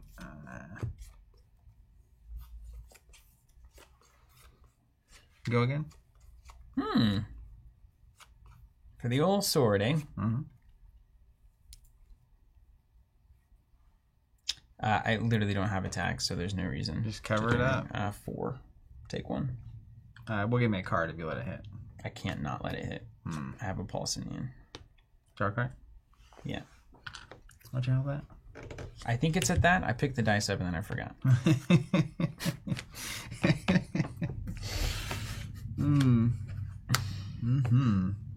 We'll go sword for 2 and 2. All right. You got me in both directions. 4, 3, 2. Arsenal pass. Okay.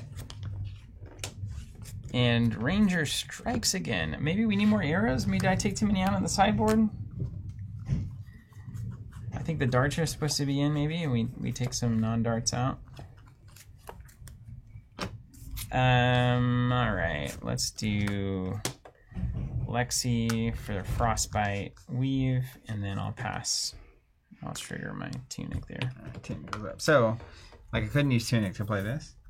To pay for that? Yeah. Because I have to pay 1 first? Yeah. That's actually, I think, what cost Dante's game at Canadian very Nationals. nice. He played a card going to pay for it here, but then he has to pay for it from hand. So he loses the card in hand and then has a resource. Very good. All right. And this goes in Arsenal. Yeah. Great. I'm sure this is going to work out great. Yes, Evan, there was a card put on the bottom there. We do know how to play E-Strike after all these many years of it being in every deck. Okay.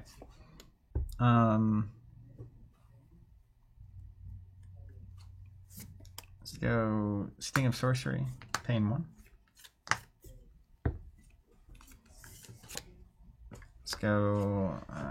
When you attack with this, deal 1 arcane damage. Okay. Every attack gains deal 1 arcane. Sure. Ball lightning, so it'll be 2 arcane. Have an extra arsenal slot. This one? Are we? Can you guys see the screen? Yeah, I think everybody can see the screen. Yeah, my pitch. Yeah, maybe. Yeah, I pitched an emblem and put a card on bottom. I had a 3-card hand when I had the E-Strike. Okay, 3 damage ball lightning that's going to do 2 arcane off the bat. Yeah. Okay. Then technically every elemental card will do 2 arcane at this point. Pretty cool. If it's another ball lightning, it'd be even more, you know? You must be a tough guy. Just playing the cards I'm dealt. Okay. And then I can flip up. Ah, man. I don't want to die. I don't want to die. I just want to ride my motorcycle. Okay, there's play here.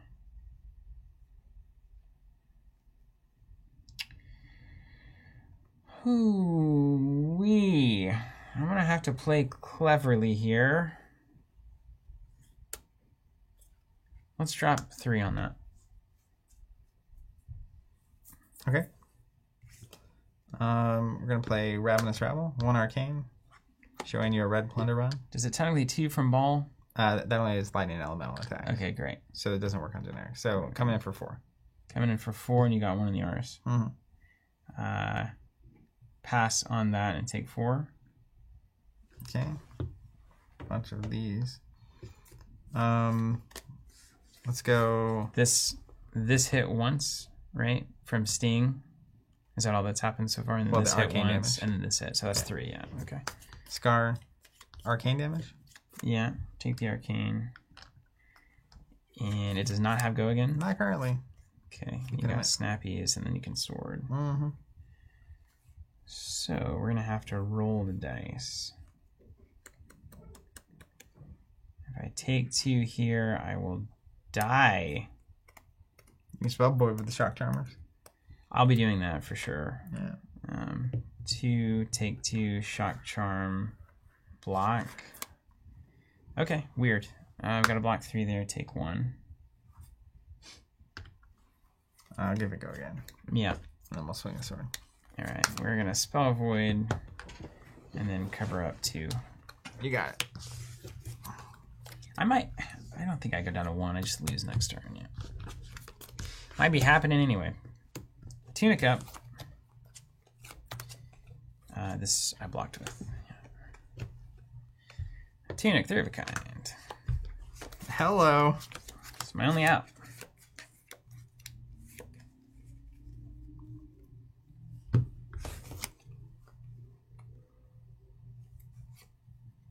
Interesting.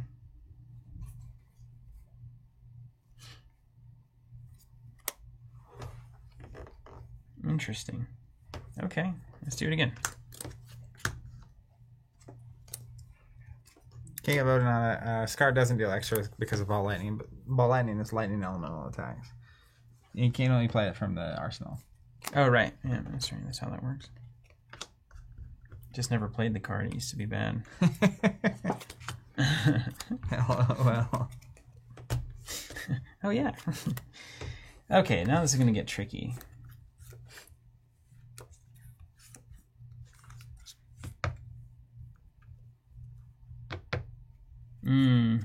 We're pretty much there, aren't we? So how much money do we need? We need 1, 2 money. We don't have 2 money. Without 2 money, our next best hope is blocking 4, 5, 6, 7. What's your health at? 12. 12. Shoot this for 1 and 1. Oh, we're 1 short. Ah, devastation. I just needed a blue here. Well, if you just run 9 in your deck, you see them all the time. How many you got? Okay, there's something here. Yeah, okay. So let's work through this. Let's do Lexi, give you an ice, and me a lightning. So my next thing has go again, yeah? Mm-hmm. Is that what that means? Mm-hmm. Wow. It's going to be a lot of heat.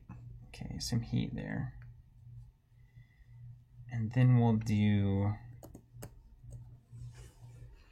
Weave Ice. I feel like, should I stack it up? It has go again. Okay. And then we pitch. Okay, and if it hits, reload. Okay, so let's go ahead and stack it up on this. Oh no, we still don't have it. Oh, it's so close. I can get 3 of a kind in there, but I can't play it. You have like bolt and shot to get it in. I do, yeah, I do. Man, there's so many good ways for this to have gone. that are not this. Okay. Think. I definitely want to end with 3 of a kind in. So let's just do it this way. Pitch here, put Bolton in with Voltaire. We'll give it +1.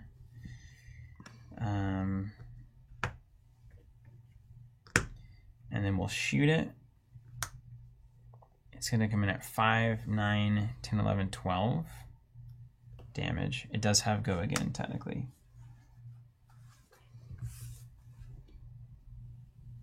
Okay. Hope you don't have any non-attacks. I do. Strange how this works. Technically, it goes 0.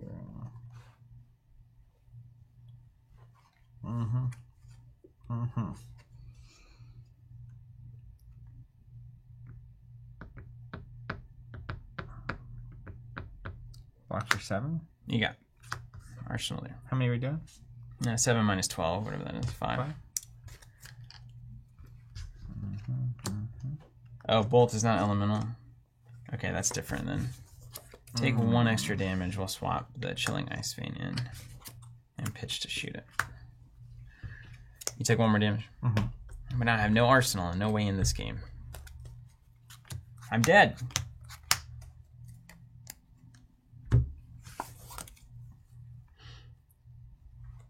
Did you dare do 3 arcane? I'll punch you.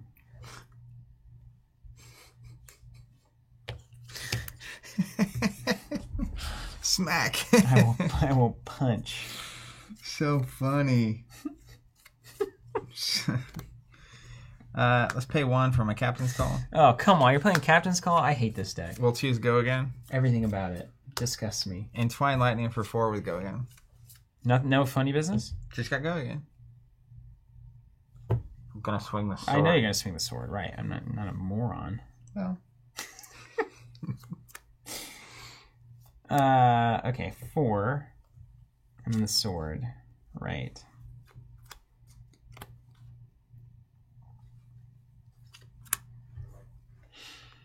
That would be cool, Jeremy. Saying, do you think Embodiment of Earth would be more fair if embodiment tokens were used up on defense? That would be really cool.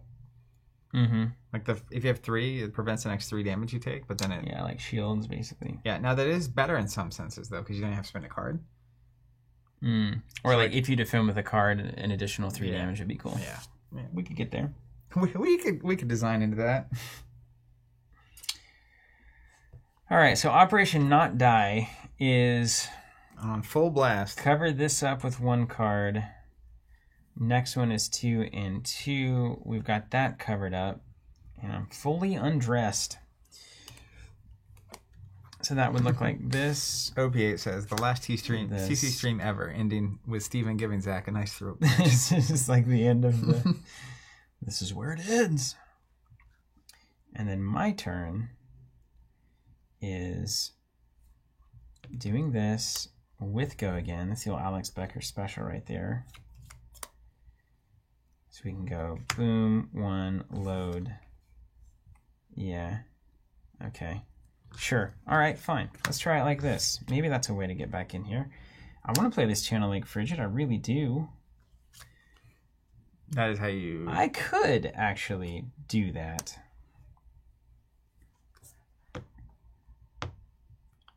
I could do that. Yeah, I could do that. Who's laughing now? But if you can do 2 arcane, I'm still going to lose. Next round? Yeah. Through the extra cost. Let's try it, though. Let's get it on the table and see what happens. Pivot. 3 plus a tunic is going to cover up 4. Yeah? Swing a sword. New Horizon covers up the sword, and I take 2 arcane. You got it. And we're down to 1. I have nothing left. I'm but a wee Taking ranger. everything from me.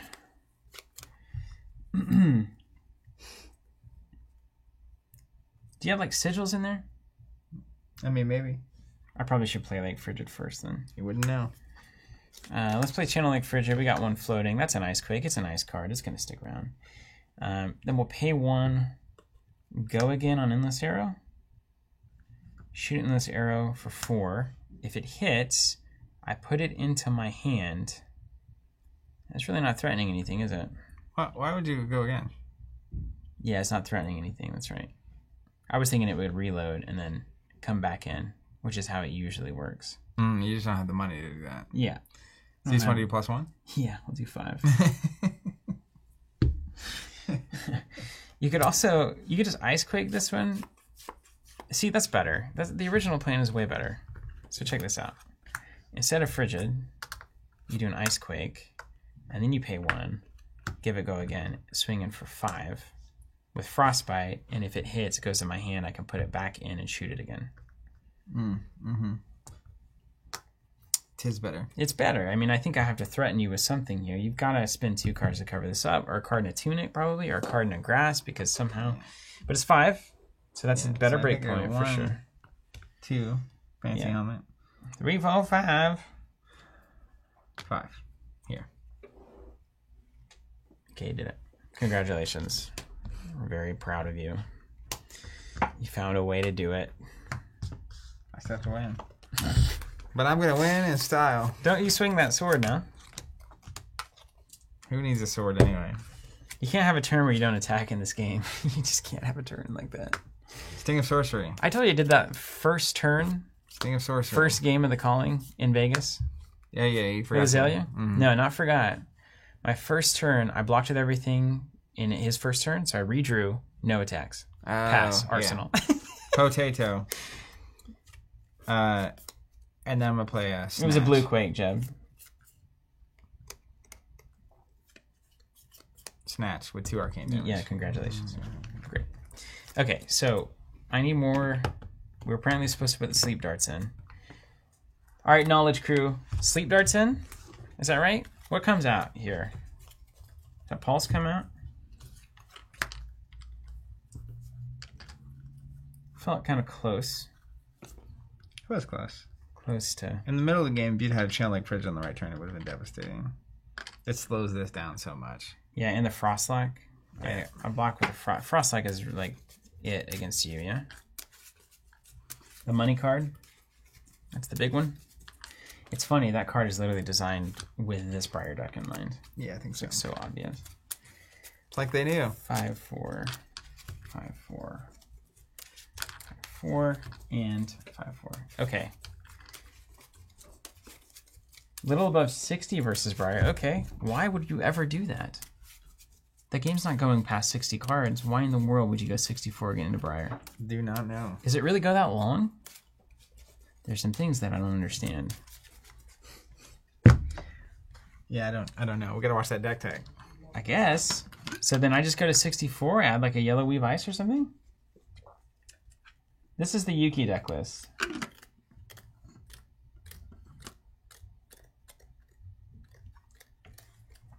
Alright, and then maybe a Yellow Weave.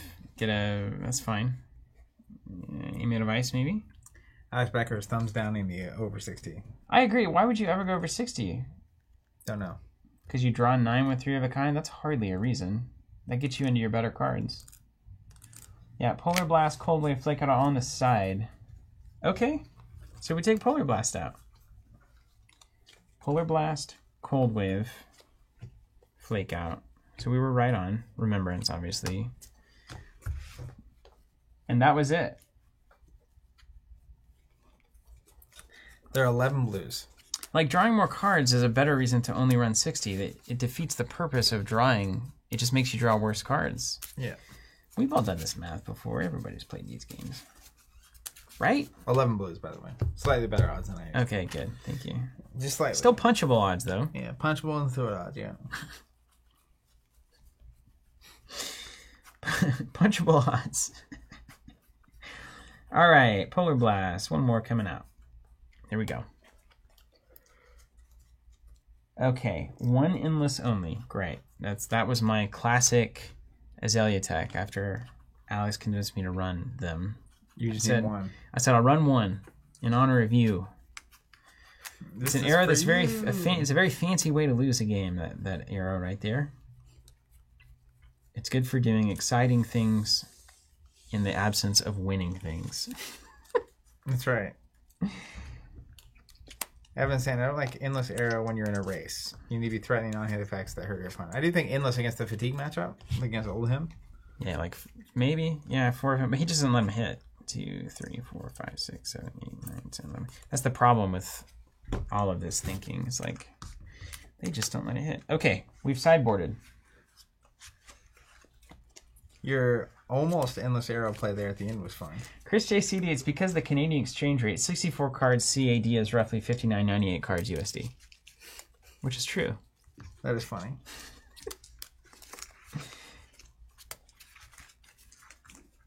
I don't even know. Like, I wonder if Yuki played much against Fatigue Oldhim, for instance. It strikes me as unwinnable if they know what they're doing. Oldhim? Yeah. You know, with a lot of defense and a weapon, Ranger's like, well. Yeah, you shouldn't win. Because we don't have overflexes and pumps in here. So, I mean, you got your Weave Ice and your Pulse. You were pumping with some Dominate there more than I was comfortable. Yeah. But Oldhim's on everything. Probably block 7 easy. I mean, that's without even thinking about it. Yeah. Victor Lima, when can we expect the next Netrunner video? In 2 weeks. It's on the schedule. It might not exactly be 2 weeks. Depends on what happens. 3 weeks? Stuff. You know what I mean? That week it's going to show up as a floating week. But that's when Victor can expect it. It's maybe not when it will happen.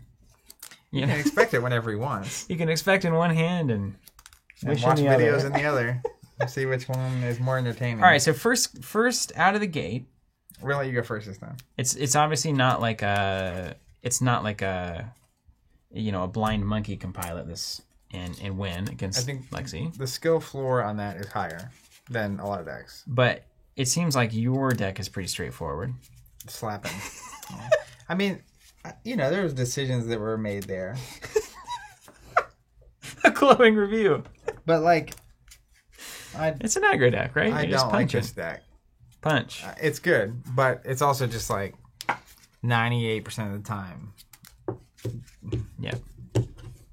Just smashing buttons. Slash impactful. There were decisions. You can play this deck well.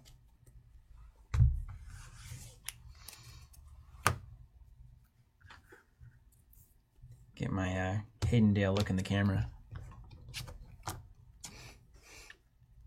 You ever see that? You watch this video as much? I try to avoid them. Yeah. That's why you're winning. Yeah. One of those guys has won a calling.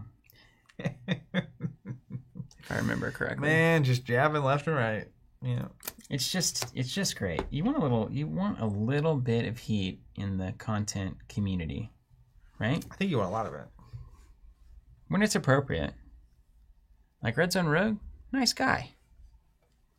I really wouldn't be like, let's jab this guy. I think it's because there's a general confidence coming from the Arsenal Pass crew. Just so jabbable. It's beautiful. It's easy to poke, and you know that it's going to be it's going to fuel them up. They're going to get going. Yeah, that's right. It'll inspire rather than denigrate, which I think is important. You got to know the difference, or else. What's up, David Whitfield?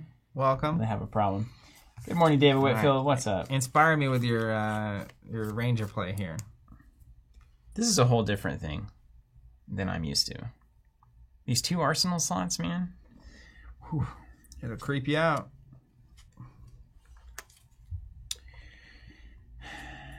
Okay. I want to go in with 2 Arsenal cards.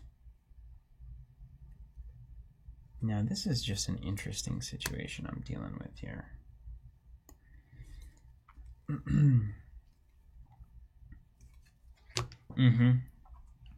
Frostlock is the name of this game. What up, Drayton? Saying, oh boy, Steven's back on Ranger. Obviously. So I think I end up with Frostlock here. Boom. So I've got essentially 2 cards. Do I even give you a mulligan? Let's activate the Tunic.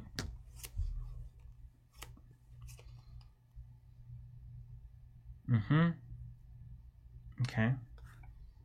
It would be fused, so that's interesting. Okay. Yeah. Right. So we don't want to do that. We want this to come through. So why don't we do... We'll just make it a little weird for you.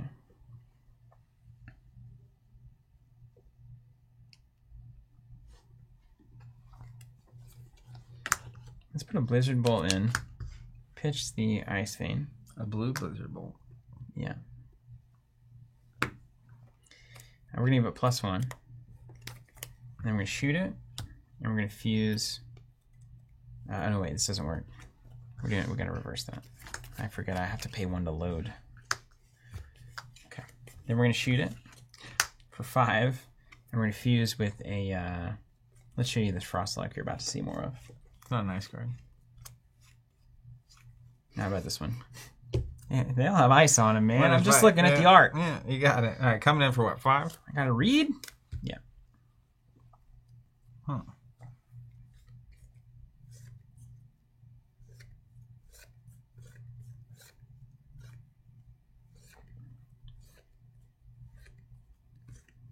I'll pass priority. Move to defense step. Look at me on Fabrica. I'm going to block 4. 5, you mean? It's only blocking 4.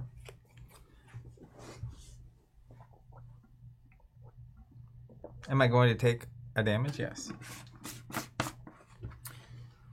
Discard a card or pay 1? Pay 1. Hey, look, 1 of your 2 blues in your opening hand. I know. Just Unfortunate. like that. It's actually unfortunate. You're done. And then priority back to me, etc. I'll pay 1 to load a Frostlock with Voltaire there. And then I'll pass. Arsenal here. So it's coming. Tina Cup. Get ready for the frost. All right. Yeah, so question about Voltaire versus Shiver. When you win Canadian Nationals with Voltaire, it's a pretty good indicator that maybe it's right. I've been playing with both. I know Alex has been testing both as well. My gosh, see, there's no attacks here. And luckily, I have one. That's Can you right. imagine? Let's go blue platter run from hand. Let's go yellow rabbit and travel. Coming in for 1. That's right. That's right.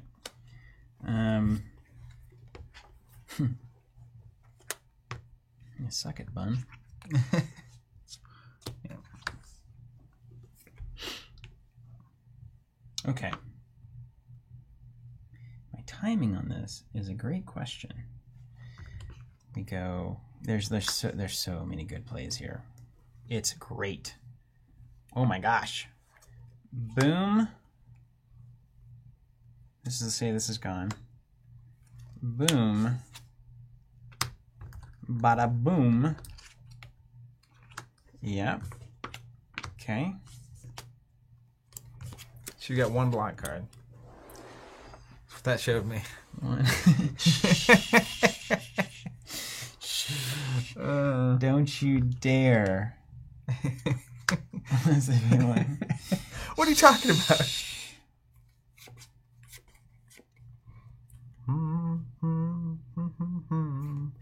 You got 2 cards left. Yeah. You could also draw here.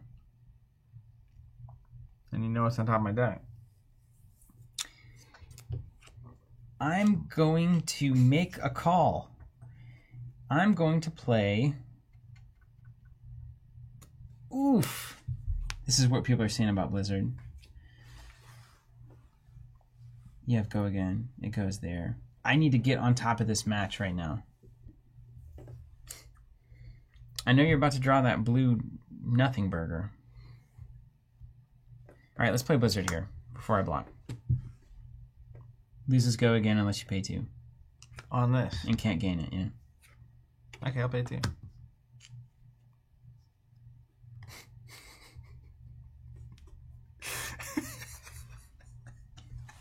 I thought it was all reds. You're running rainbows over there. Who told me this was all red? Somebody said this was all... How many reds are in there? It's mostly red. Here, I can tell you. Your face. It's just unbelievable. I couldn't believe it. Alright. Let's see. Alright, what am I playing here? Tarek. He has 10 yellows and 11 blues. 21. Yeah. That's fine. That's reasonable. Yeah, Blizzard maybe not so great here. Huh. Well, I'll be. It was interesting. If you slow down the replay, you can see the moment Steven decided to never play Ranger again. All right, buddy. So if this hits, it's 1. Hey, Super Day, or Super David, Super Day. Love your Star Wars CCD streams, and I thought I would check out another game. Do you have any suggestions on where to start for this game? Where to start on the streams? Oof. What was this card? Blue Ball Lightning. Where to start on the streams? That's a good question. I would probably start just by searching YouTube for like how to play Flesh and Blood video. Try to find one at like 15-20 minutes. We technically did some early Flesh and Blood streams, but it was rough, wouldn't you say? Where would you tell someone to start watching our streams? Yeah, we need to just do another one. You could do man, yeah, it just depends on how good you want the content to be. Sealed, probably. Sealed Arya? Probably Sealed Arya or Sealed Monarch would be a good intro. Yeah, so I would look at like the May-ish streams or literally late September. Okay.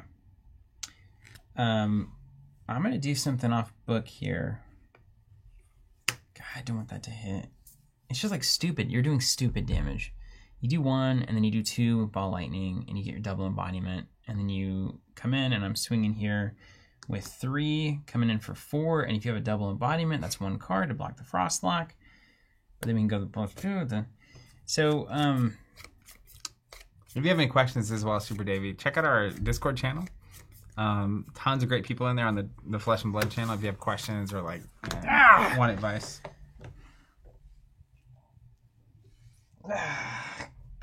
Perch Grabblers. Over to me. Yeah. Is that real, Joshua Hogan? Saying, started some of the earlier streams. You can see the man handle $5,000 plus boxes. And he says, at one point, Zach was eating a peanut butter sandwich with an alpha tunic in his hand. Is that really?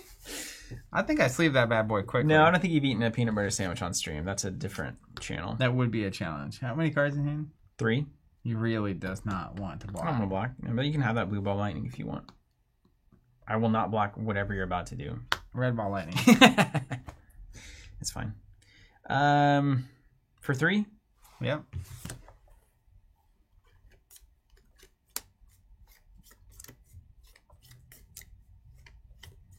This is problematic.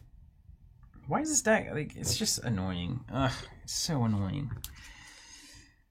Okay, unless they pay 1. Games if it hits 4. It's your stupid embodiment tokens. Ryan Orber says, this is a classy channel. No PB&J. Just champagne. So, then blue ball is hitting for 3? Blue ball's hitting for 1, but if Plus it hits, 2, then right? it would be 3 damage. Yeah, right. Yeah. All right, you got it. You can have that one. Take 4? Oh no, because then you can swing the sword. No, you can't pitch for the sword. Yeah. I'll take 4. Getting to buy it? Yeah. Card in hand. I was hoping you didn't have a playable attack in hand. That's not how this deck works. No. You know which way? How do you want to do 4? Do the way that gets you the embodiments for 3. What do you? Let me see this card. It's not important. Don't look at that one. So he's going to shut off my next turn. That's fine. No. It's fine. These tiers so don't get fined. Let's pay 2, create a enchant. Oh, this stupid Runeblade stuff. Pay 1, swing a sword, 3 arcane, 2 physical. Okay. 1. So I'll take my 3 arcane and then I'll take my 2 physical. You only get 1 embodiment. That's great for me. Yeah. What a fool. Tunic up to 2.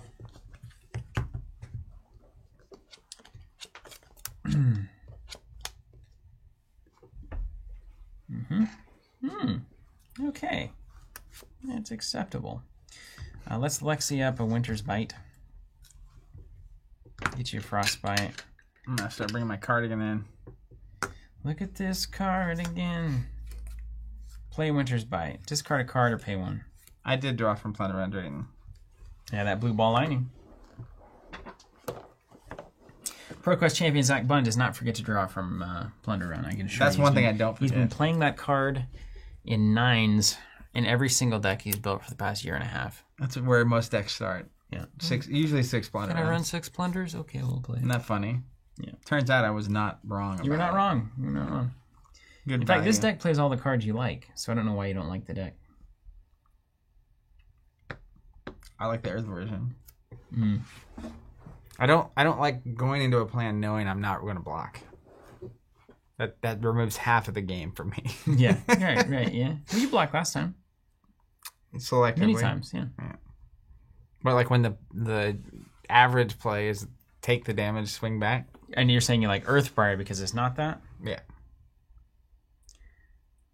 Earthbriar blocks. Mm-hmm. She also swings. Mm-hmm. Yeah, I've seen it block. I like a good times. swing. I've definitely seen it block a few times. This is an interesting moment. Ooh, the Winter's Bites got you. Little ice foxes. I only just now noticed they're little ice foxes. Mm-hmm. The winds of winter are always hunting for prey on the slopes of Mount Eisen. Today's prey is a lost briar. Out of the woods in which she thrives and into the mountains. Can I just do neither of these things? Some sort of kind of lightning mermaid. I'll pay one. Oh, somebody's got all reds. Okay. Now we go. Russell, card says draw a card. It's good. Weave Ice. Oh no. Pitch a red Ice Quake to play a blue Frostlock, fusing it with a Channel Link Frigid. It's coming in for 6. Dominate. If it hits, you cannot pitch or play cards with base cost 0. And then you're gonna channel me. No, I'm gonna put this in Arsenal, and then I'm gonna channel. Next turn you're gonna be Frostbite and play channel. That's right. That's right.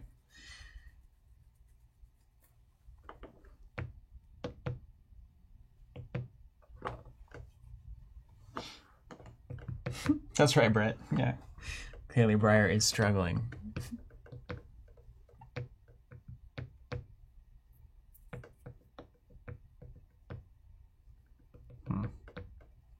I'm going to draw no blues and no attacks next turn, and then it's just going to be like, it was all for nothing.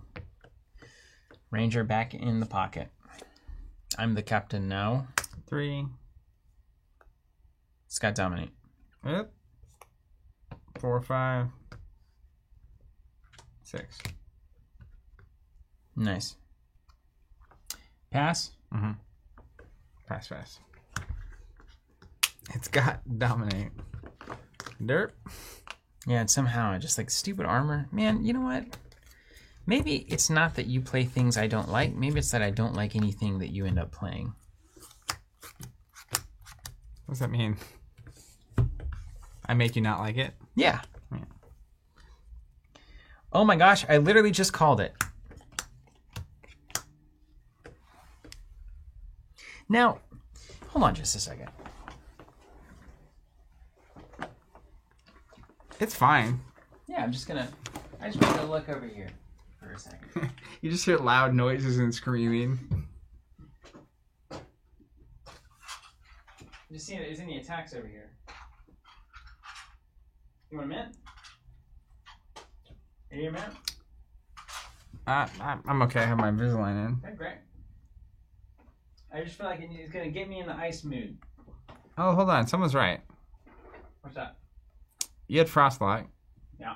And it's +1, so it's a 4. And you gave it +3 with Weave Ice, so it was a 7. No, it's a yellow Weave Ice. +2. 6. That's right. And I blocked for 6. That's correct. So we calculated it correctly. But I didn't say yellow Weave Ice, so the red Weave Ice probably came up on the screen. There it is. No. Because I'm doing it poorly. Zentrix, your screaming into the void intensifies. This is fine. This is definitely how you win at Flesh and Blood. The reason it's fine, I'm going to pump, and then I'm going to swing my weapon.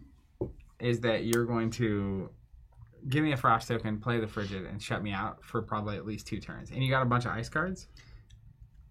It would be pretty cool, though, if while I was shutting you out, I was also doing anything to advance my game state. You will, though.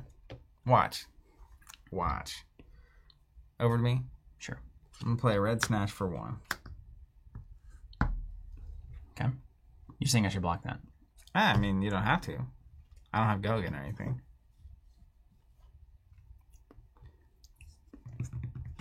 Icequake or Revice, which one's more important to this matchup? Depends on if you draw the Frostlock or not. I'm going to assume I'm not. Let's say Icequake, probably.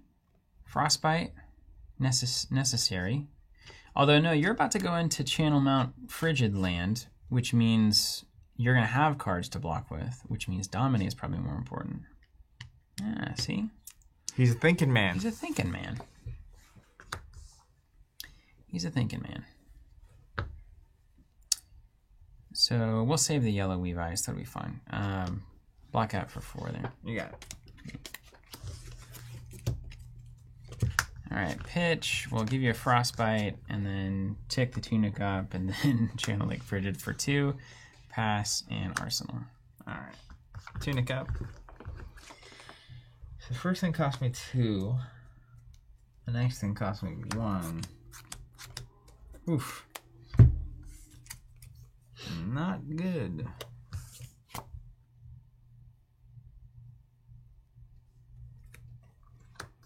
Let's And then I put a flow counter on this at the end of my thing, and then I did put a thing. So I'm gonna pay 4 to create a rune chant, and then I'll Arsenal pass. Great. That's good for me.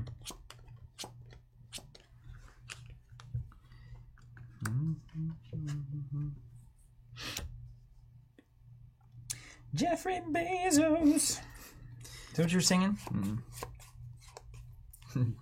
Get him, Jeffrey. Come on, Jeff. Get him. Love that. Really appropriate. All right, have a Weave Ice Frostbite. What do you Cool. need? Yeah. Do me a favor. Don't pitch 2 ice cards here. I can't. Awesome. I only have arrows now. Well, you know, sometimes you get the cards, and sometimes the cards get you. I love being inconsistent. I love it. Next week we'll throw you behind that old hymn deck, and you. It's about a style of deck building where the amount of angst can create diamonds, and you use those diamonds To bash your opponent over the head. It's the world's hardest material. Okay, Weave Ice is going to do that. Then we're going to roll in with that and that. I gotta keep the Frostbite coming, right? That's really what this turn is about. Okay, let's do Weave Ice from the arsenal. And, you know, the sequencing here, maybe it matters. Voltaire, Red Blizzard Bolt, pitch the Chilling Ice Vein, 1 floating.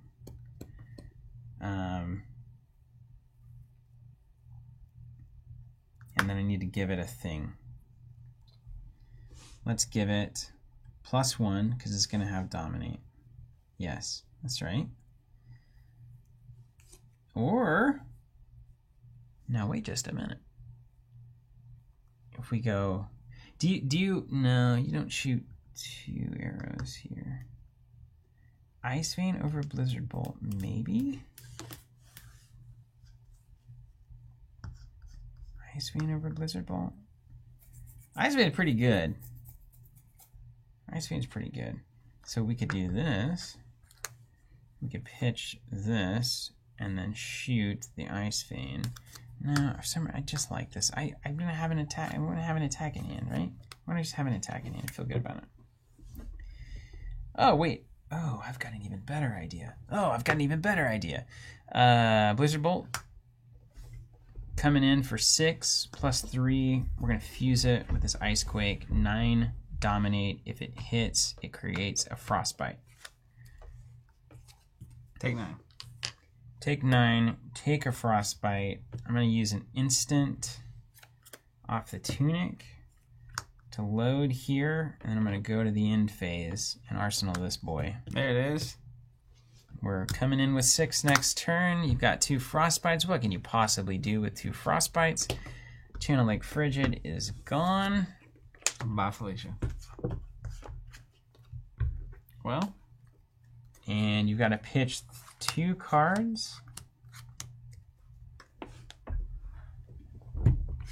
Okay. Mine? Yeah. We're going to play a yellow Plunderon. Pitching a blue. Cool. Yeah. Great. I guess that's all that work for 1 card, huh? Yeah. Here we are. Let's go Weave Lightning red. Let's go Ball Lightning. Coming in for 2, 5, 7. 7 if it hits you, draw? Yeah, and 1 Arcane. All right, I'll take the Arcane. And you got 1 card in hand. Yep. 7 if it hits you, draw. In the meantime, I can return the favor with this. Ryan says, all that for a drop of blood. 7. You know, this game won't go that long, right? Right? Probably not. Probably not, right? Let's try it. Let's go 6 in the tunic for 7. There it is. All right. Let's go Rabble. Flipping a blue. 2 damage. Well, that's just too tantalizing. What are you supposed to do? What did I see just then? The blue Captain's Call. Oh, yeah, that's fine. I'll take 2. Draw a card? Yeah.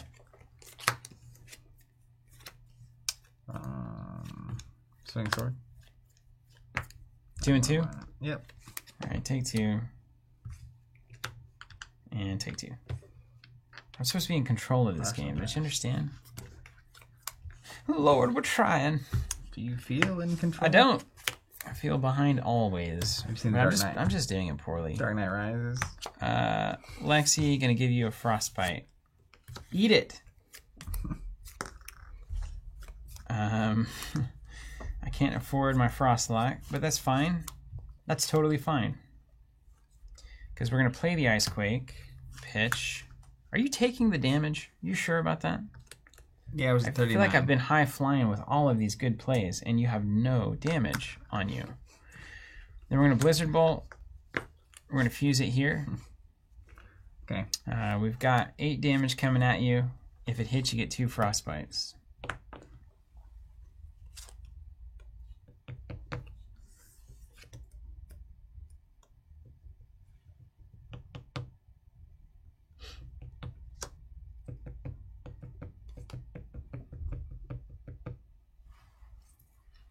Eight coming at you. Block 6. Okay. Reactions? Pass. Pass, pass. Get 2 frostbites. Take 2. Get 2. Pitch that in the arsenal. There, that Frostlock will come in late game. Stacking that up on the pitch. Here we go. Over to me. Yeah. We're gonna play Captain's Call. No, for what? It cost me 3. I'll pay 3. We'll choose +2. Okay. Arsenal pass. Right on. We like it. We do like it.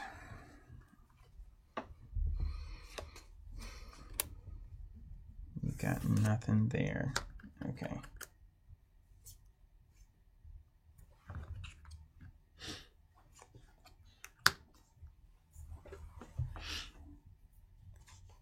Okay.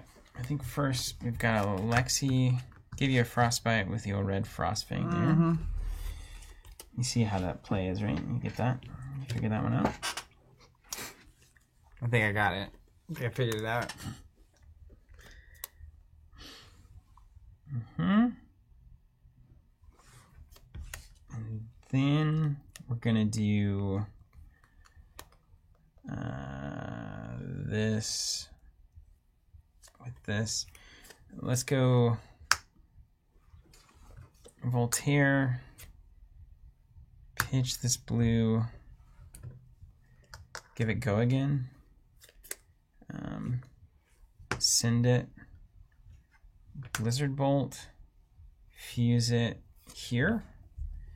When attack deals damage, create a Frostbite token. Why not swing the sword instead of burning Captain's Call? It's because I wanted to get this card in Arsenal. What's happening? 4 damage. Go again. If it hits, create a Frostbite token.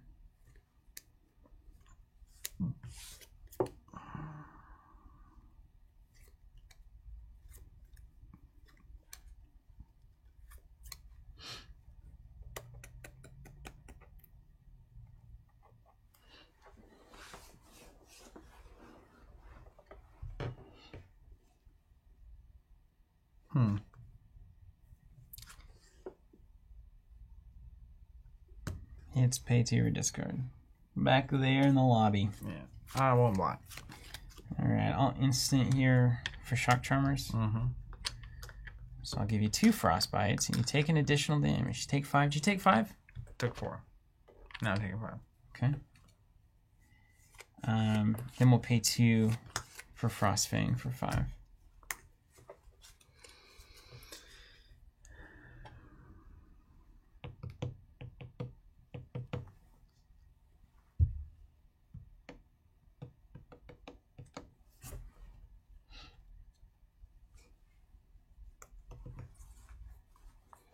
They cramped my style. That's right. It's the Masters of Annoyance, the Ranger class. It's more about making you earn a victory than it is about winning ourselves.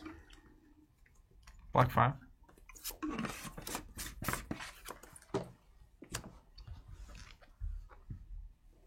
Just kind of honor that, you know. Sometimes as Briar players, just say a number. Checks. And then I'll Arsenal, or I'll pass my priority. You also pass priority? I do. Move to the end phase. You got it. Arsenal a card. Let's see, this one on top again. Lol. I'll just pass. Oh my gosh! Yeah. Look at us. We bought a turn. Oh my gosh, it's the greatest day of my life. I've gained control. I'm the captain now. Indeed. Who's laughing now, Mr. Bunn? Look at me. I'm the captain now. Oh no, this is not good though. Are you serious? Pivoted on a dime. Okay, that's fine actually. That's fine. It just doesn't work. I believe in you. Your next attack is +1. Okay, that will work, I suppose. Okay. Winter's Bite is going to flip up with Lexi. Give yourself a Frostbite, please, sir. You got it.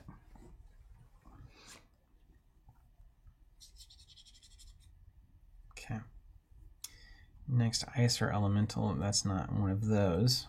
So we can just drop that. Let's go ahead and use the Winter's Bite. Discard a card or pay 1. Pay 1. I have to actually use that. That's right. Can't do that. I knew something. My spidey sense went off. Like something is wrong here. You could pay to use the tunic to pay it. And get rid of the Frostbite. Yeah, could do it. Okay. I am going to do that. Unless there could be more coming, you know, and then you... Yeah, but this is an extra resource I won't get to use. So I'm going to pay 1 to activate Tunic. And then use this to pay that and have 1 resource floating. Right on. 1 floater. Okay. And then we're going to Voltaire. Put an Eric, pay for it with this Yellow Weave Ice. Put Remorseless in. I'm going to give it +1, go to 6 on that guy. Don't need to go again. And then we'll pay 1, shoot Remorseless at 6. If it hits, you do stuff, you lose life. No block. I'm going to go ahead and Lightning Press for 9. Seems good. Look at you. And then I'm gonna pass to you. Pass. Okay. You're in the driver's seat now. Yeah. Okay.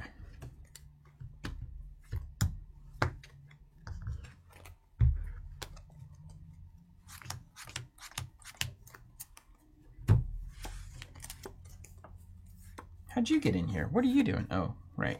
Okay, never mind. Go plundering from hand. Nimblism. Scar for 7 with Go again. 7 go again, draw a card. Mm-hmm. What are you doing in here? I don't think I want to block that. This could get, you could be wiling out here. But this is a good hand. This is what we call a good hand in the business. This is a very good hand. Oh yeah, take 3 from Remorseless. Oh, right. Thank you. Don't forget that. Did Alex come in on that? Yeah, Corones. Oh, Blevins got it, yeah. Yeah, so yeah, bring it on. Keep playing cards. I'll go from 9 down to 2. I'm gonna instant +3. Yeah? You gonna lose another life, huh? If it's not an action card. All right, you got it. All right.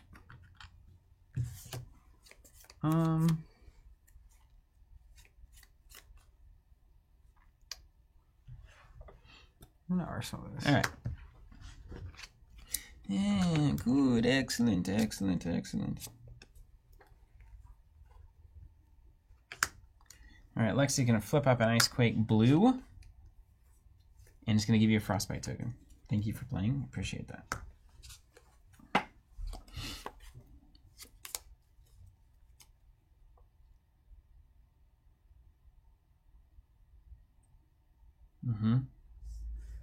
Okay. So then we need to make sure that these things happen. Yes. They'll happen. I'm sure they'll happen, right? I'll draw an ice card, do you think? Yeah?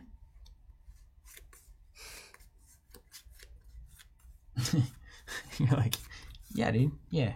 Surely will. You'll definitely draw an ice card. Yeah, yeah, yeah. There's your destiny, right?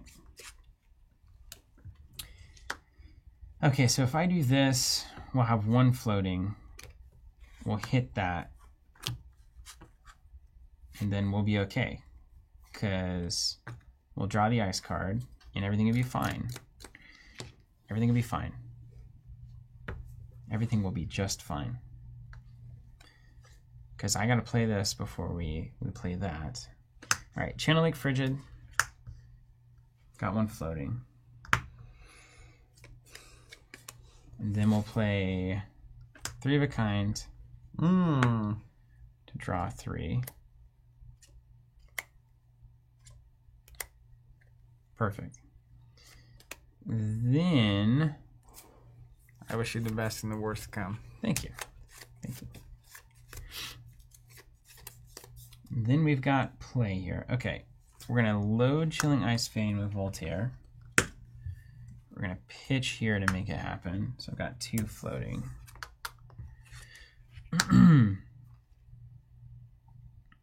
Now, shoot.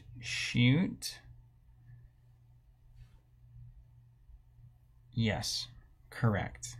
Okay, I'm gonna give it +1. Then I'm gonna play Icequake.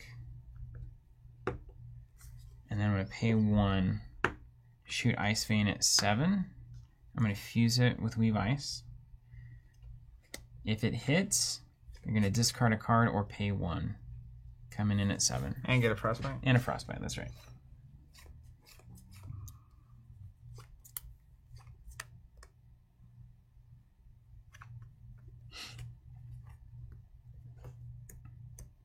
No Dominate.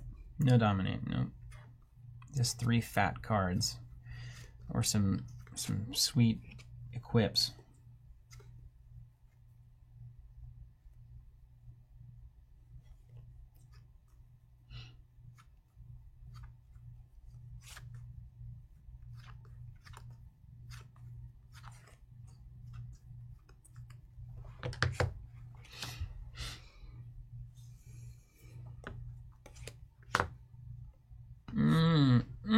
Flex 7. You got it. And then I'm going to pass and go here. Arsenal. And then flow counter on Frigid. I can put an ice card underneath, so it's going to stick around. And then we're going to draw up. All right. I'm going to pay 4. 1, 1, 2. Create a enchant. I'll pass to you. Okay. Back in we go.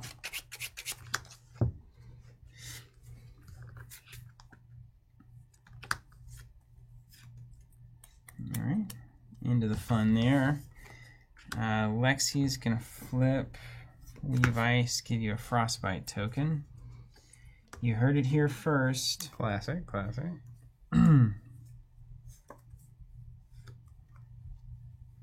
We're going to cash in.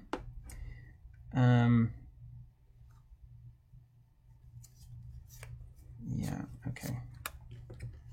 Okay, that's 4. Okay, fair. It's fine. That's totally fine. I think that's what we're going to do. We're going to go Weave Ice for +3. We're going to Voltaire, Blizzard Bolt in, give it Go Again. It's going to cost me 1. So 2 out. Blizzard Bolt coming in for 7 with Go Again. And is it fusion? No Dominate. There's no fusion. We'd love it, though. We would like that stock. Card's name? 2. Don't get bamboozled.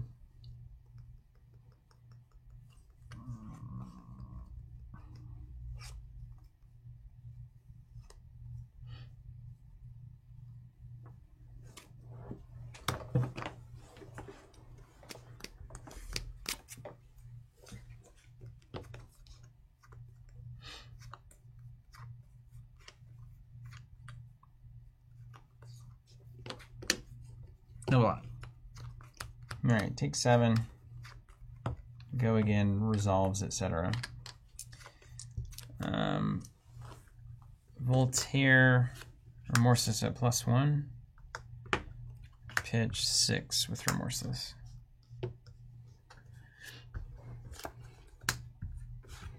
You now have my attention. Give me 2.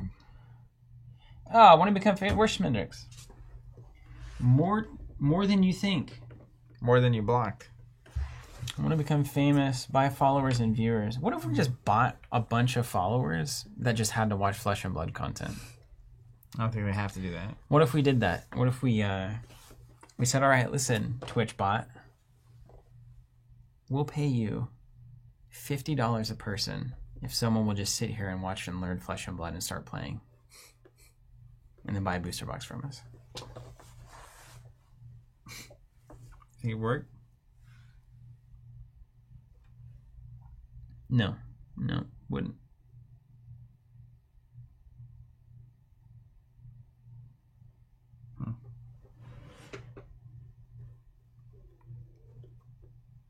This is the old Cincinnati pickle.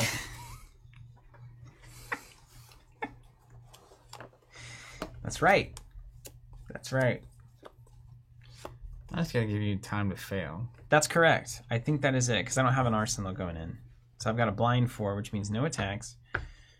And certainly no Frostbite tokens. Let's go 5, 6.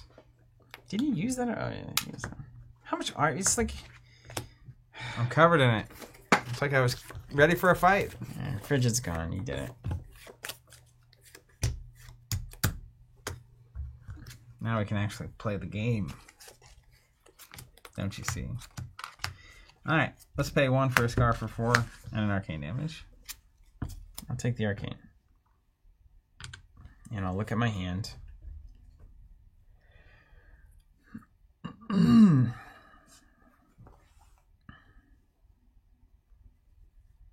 What's 4 anyway?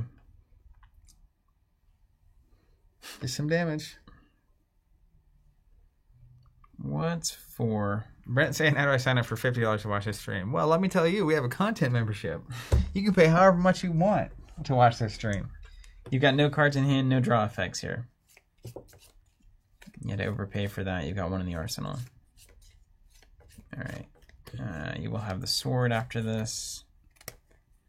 So can I take 8 and actually reasonably play the game? Sword's only swinging for 2 right now. That's great. Yeah. But you got some cheeky arsenal nonsense. It wouldn't be ball lightning, you play it first. What would you have down there? Well, ball lightning wouldn't affect Scar, so that's... Oh, okay, then maybe not. Maybe you would play it. Pass. Pass. You took the arcane as well? Yeah, I did it all. For the nookie. All right. Swing sword for 2. Take it. Well, boom. Well, boom indeed. This is an ugly hand. This is the kind of hand... See, you just have ways to lose games, though. This is the problem. It's the Ranger challenge. Yuki must have been a true wizard.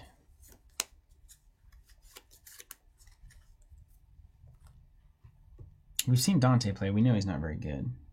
So that's hardly a...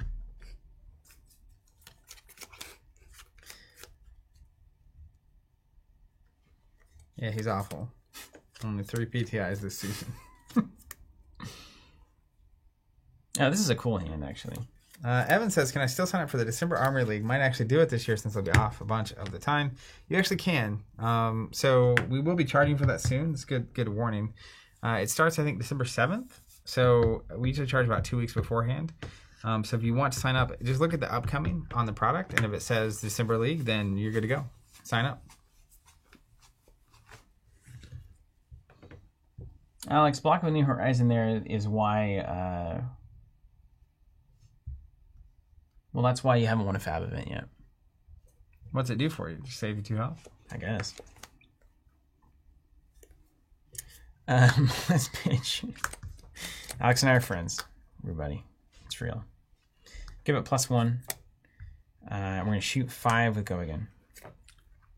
If it hits, I get a reload.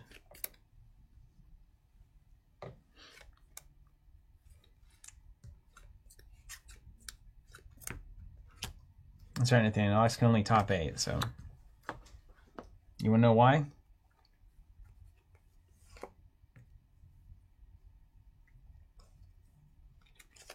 Five. Block 5.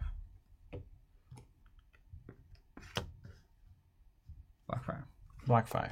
Okay, so gotta go again here. Yeah, how many cards in you? 2. You don't get out of this without getting a 5-card hand. You just don't. But you might have ball lightnings that can't block at all. And that would be hilarious. And you got entwines and stuff too, you know?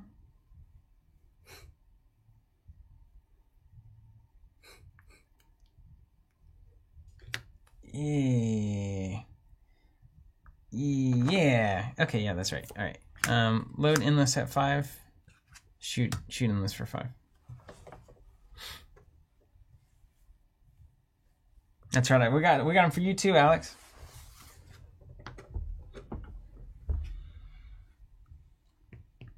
I'll have 2 arsenals because I'll get this endless arrow in hand. You of all people should know that. Okay. It's all gone. I'm playing for one thing and one thing only. Potatoes. Your potatoes. He likes the potatoes. That's interesting. You play for these potatoes, bro. I got your potatoes right here. Some Madison Avenue potatoes over there? Hold on, maybe this isn't right. You're on Blocktown anyway, you know? I am on Blocktown. You're on Blocktown. I'm gonna wait for the Whiffertons over there. You're total Blocktown. So maybe this doesn't matter. Hold on, we gotta think harder. We've gotta think harder than this.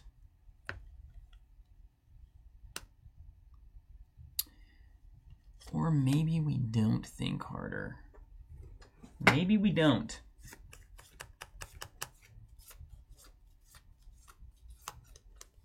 That's right. Yeah, get in on it while the getting's good.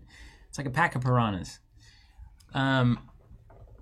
See, disabling you here doesn't matter. What really matters is the dominate. The damage. I still think it's a safe-ish play to make, so I think I'm going to go with it. All right, let's go channel. I just don't think it's going to be actually impactful, which is a bit of a problem. And then 3 of a kind.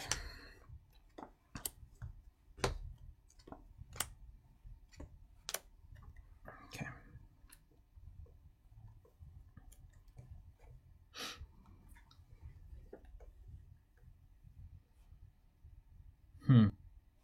Well, that is not awesome.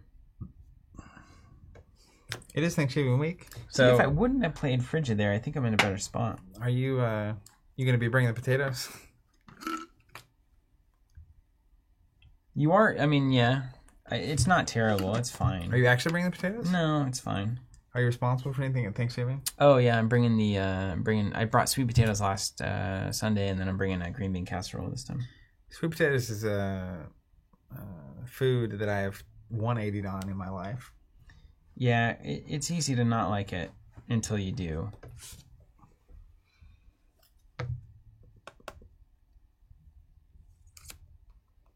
Without a charge, there is but one option. You have one embodiment token? Mm-hmm. Okay. No. I'm blocked out. I have none. Okay, great. Let's use Voltaire. Pitch here, 1 floating. I'm going to give it +1. And then I'm going to shoot it at 6.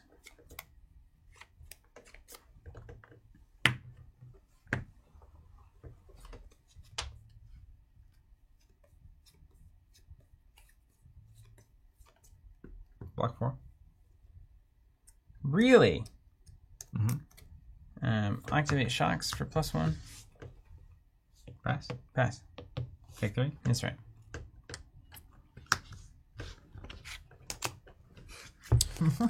Really? Mr. Ball Lightning himself going to be sitting on that for a while. I'm going to pay 1 for a Sting of Sorcery. But not Arsenal Pass. Awesome. Wonderful. I'll tell you what I had later. Wonderful. All right, we've got a shot here. We've got a shot.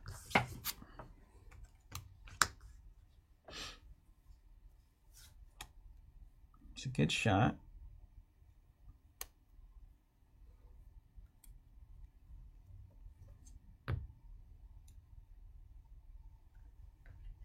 I can't do that at all. I would die. I gotta start reading your cards. I would die from Remorseless. Oh, right. Right. Is the problem. So you lost already. Yeah, so yeah, that's right. It's like Remorseless.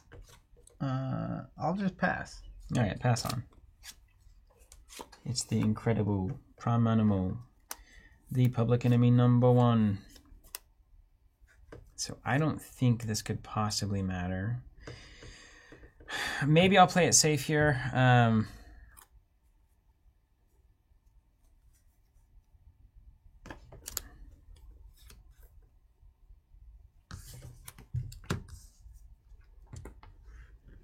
There's a lot of ways to do this. Thank you. All right, let's play Weave Ice. Pitch. Play 3 of a kind. 2 floating. Hope we draw an arrow. 1, 2, 3. We did. Pay 1. Blizzard Bolt at +1. Pay 1. 9 dominate. All right, I'll block for 2. I'll fuse it here. Block for 2. Your reaction? I'll give it +3. I will give it +6. I'll give it +3 again here. With my double lightning. Look at that. Look at that kill shot. Look at this hand. Yeah, exactly. See? It was you who potatoed.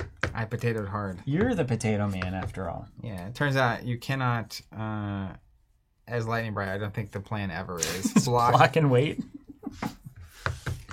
All right, great. You want to do a rubber match? We got one more. One more. Okay. Getting the feel of it a little bit. Channel Lake Frigid seems pretty solid. Still don't know why we're on 60 cards, but it's fine. I didn't win the Nationals. 60 or 64? 64, right? Okay. Ryan says I transitioned into potatoes. Yeah, you're the potato man now. Yeah. Who's laughing now? I'll be bringing a healthy serving to Thanksgiving. Sing us a song, Mr. Potato Man. That's right.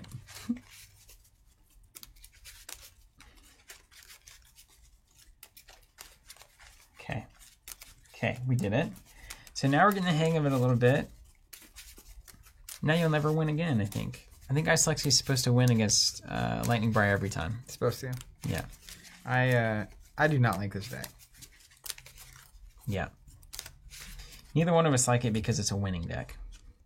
Maybe. And it's just not something we're used to. Maybe. In Limited? Even, Steven? Maybe, but... It was even. The Procross you did was sealed, right? Mm-hmm. Sealed and then draft? Yep. Who was your draft hero? Briar. Right on. Yeah. Yep. There were 5 Briars at the table.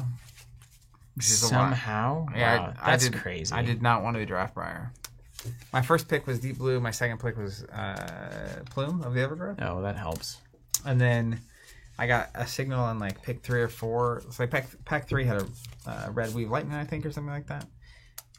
Sure, I'll grab it. Pack 4, someone took. There's only one Guardian common left, which means someone's going Guardian. Yeah, clearly they went from the beginning. And I was on Plume and Lightning. So then I kept getting Lightning cards. Yeah, because Earth is going to get taken. Had 3 or 4 Lightnings. And then I got past another pack with like one less Guardian, one with one less Ranger card. And so I was like, I guess no one's going Briar. Yeah, right. And then people did go Briar.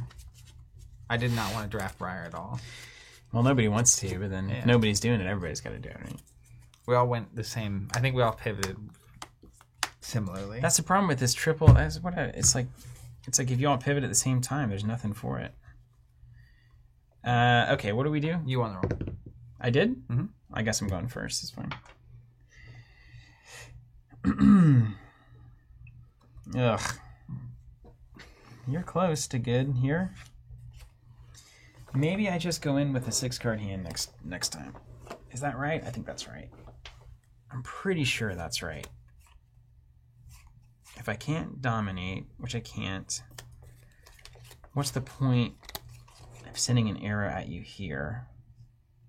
You could have just a worse hand than what you're about to draw, so why even bother, right? I would happily block with this hand. Well, that's all I need to know.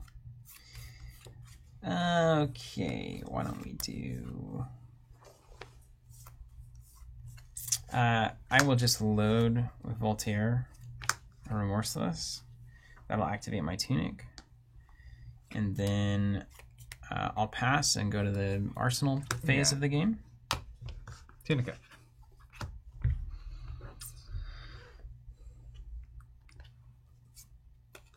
Pretty much also, that's a joke, the activating the Tunic. If you're a new player, that's probably very confusing. Sorry for that. It's not how that works. Blue Plunder on. Blue Captain's Call will choose +2. You better make that token before you forget it. Arcanic Crackle coming in for 5 and an Arcane. I'm taking the Arcane. Getting in buying it. I don't have a choice. That's why that's kind of funny, right? Kind of. You know how like sometimes you look and you're like, all right, well, let me make sure. And it's like, if you didn't start with Arcane Berry, you don't have it. That's right. So you may as well just take the Arcane without having to think. Okay, I'm taking 1. And then 5 on the Crackle. Yep. If it hits, you draw a card. That's right. We cannot let it hit. Well, you know. Little this, little that. Oof.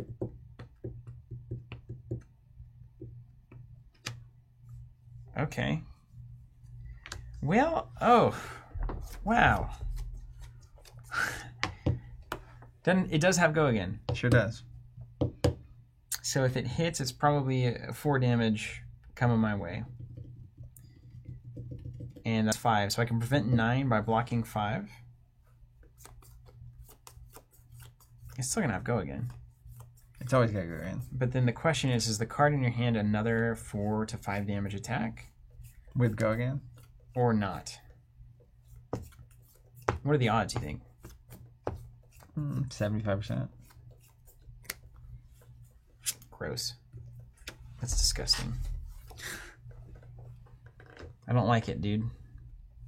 I don't like it at all. So let's block it for 5. It's just horrible.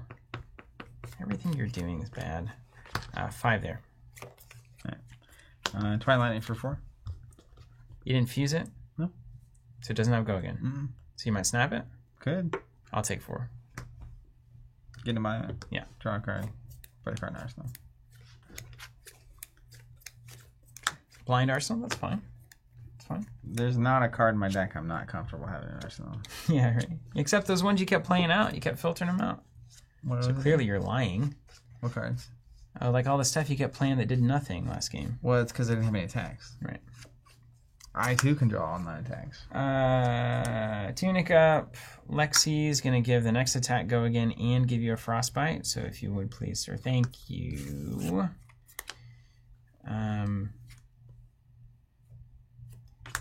We'll shoot Remorseless at 5 with go again.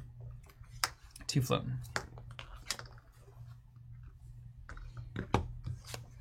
5. Okay. Then let's go +4, load +1, shoot for 9, no fuse. You probably just take that one, huh? Take 9.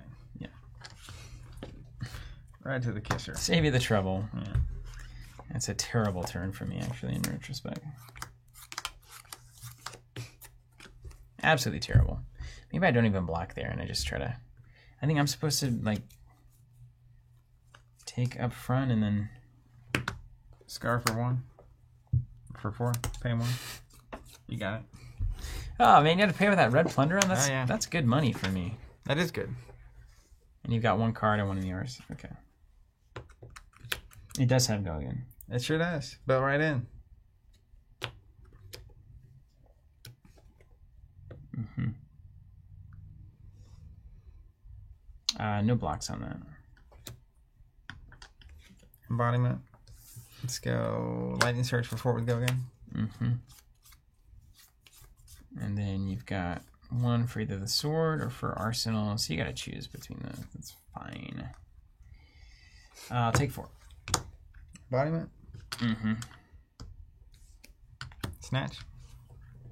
We'll block that one. That's the one.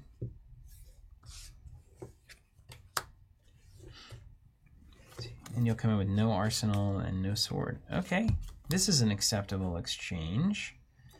Roll Steven.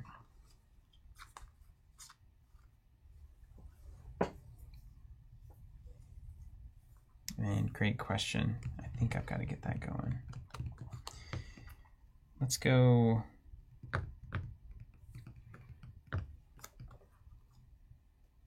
Yeah. Purchase and weave. You got it.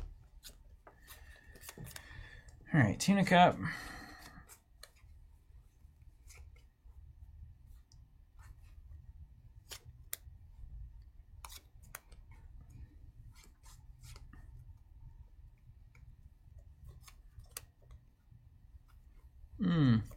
Hold on a second. I might need to do Ice Click instead. The Tunic maybe matters.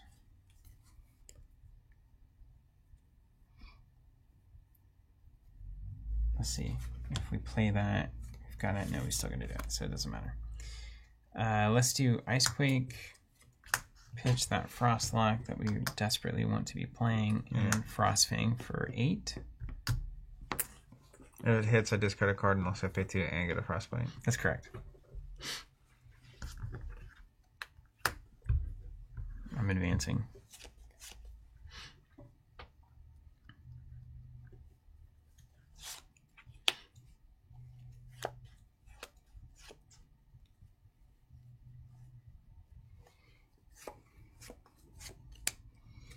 It's a good turn. Excellent. Excellent. Coming for 8. Water. Coming in for 8. Yeah.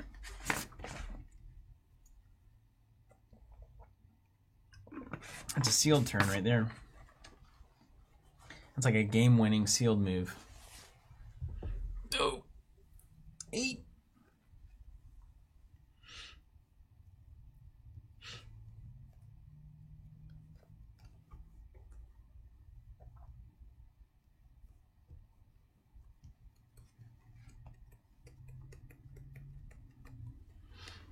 Just take it. That's what I do. I just take it. Just take it. It's an aggro game. Start slapping. You start slapping.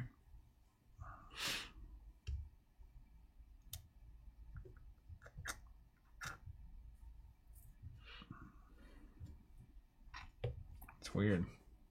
We need to make like merch that says "I like ice" in the old "I like Ike" font. You'd sell probably 100 of those. I bet you could sell 100 of a shirt. Alex would buy 2. How many shirts are you gonna, where does it end? He'd buy 2 of them. We'd send one to Yuki for free. That's 3. We've only made money on 2 of them, though. So now we're losing money by a lot. Well, we'll probably break even if we can only print 3. We gotta get those really nice soft shirts too. I hate those bad t-shirts that now we're down even more money. It's like Hanes, like rough the ones and that make you itch, yeah. It's like Hanes straw based.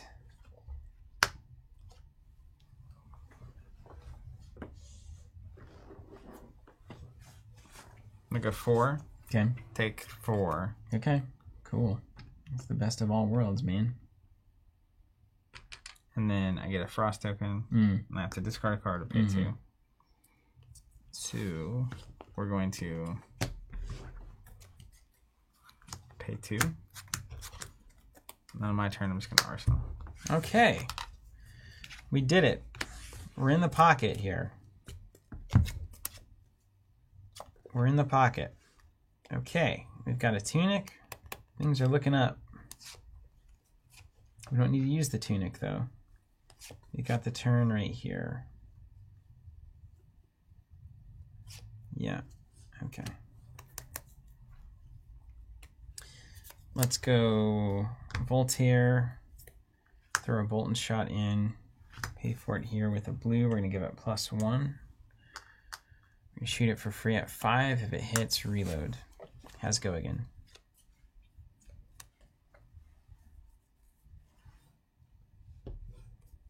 No block. Take 5. Okay, we get a reload here. Do we want it?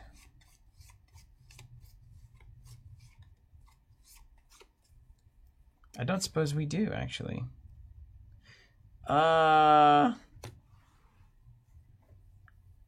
Boy. Okay, you're on a 5-card hand coming in. Maybe it's most important to give you this now. No, can't reload. Okay. Then we'll do the old instant Ice Vein +1. And then we'll pay 1, shoot it 4 with a fuse. Okay.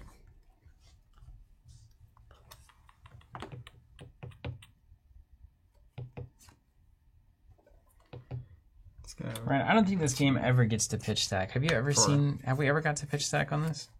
I got around once. Did you? Mm-hmm. Yellow Scythe than me? Yep. All right, I'll arsenal this. I like that you're surprised by that thing. Well, I just feel like I'm doing so much work. It's like we look comparable. You're 5 health ahead. That's right, 5 ahead. You got a 4-card hand coming in. We're good. We're in a good spot. Let's go. Yellow Plunder. Ravenous Rabble. Blue. Flipping a red. Coming in for 4. Oh, from hand plunder. Yeah. Mm-hmm. I wish. Oh, we don't want this turn to explode. It's always like uncorking a bottle. It's waiting to just go wild. You got one card in here? Mm-hmm. My party's always ready to start. Oh, it's kind of funny how little I have as far as attacks are concerned. Hot dang. It's kind of funny how that goes sometimes, isn't it? Sometimes you just want to swing at your opponent and you realize your quiver is just empty. Sometimes it's kind of wild. Just like air back there. How that works. Yeah, kind of wild.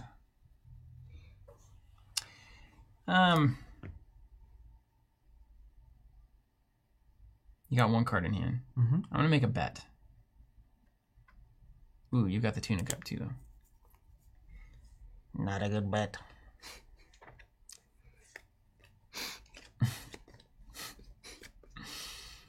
Ah, man. Come on. Come on, man. Come on, man. Come on, man. Why you give me this potato hand? Man. Come on. Sound like Jason. Who's Jason? Sospansky. Mm. You can't do that. You can't do that. Well, it's a fine time for potatoes. Have you considered boiling, mashing, or putting them in a stew? I've definitely considered that, yes. It's almost time for Lord of the Rings rewatch this year. Block. It's cold. Block. Edward Potato Hands. That's really funny. What stupid card do you have in your stupid hand? What were you going to bet that I have? It doesn't matter. So, like, if you have a red and a tunic, you can pay off the blizzard. And then if it hits, you just end up back where you were, but I'm one card less, and I've taken 4 damage. Like, there's no... I was hoping... If you didn't have tunic, that's a red. Blizzard shuts this turn down. I take 4 damage, and we move on. But clearly that is not possible, given what we know. So that then takes me to, like, just block... Prevent the card. You launch another 4. You can play Blizzard before you have the chance to block.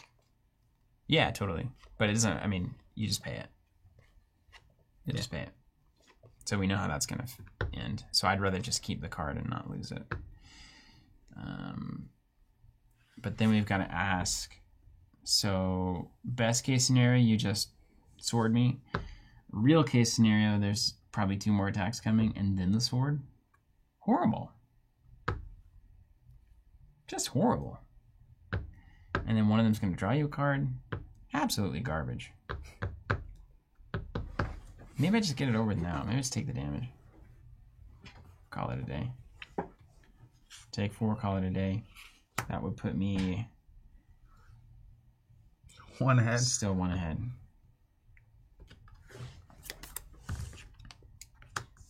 Yep.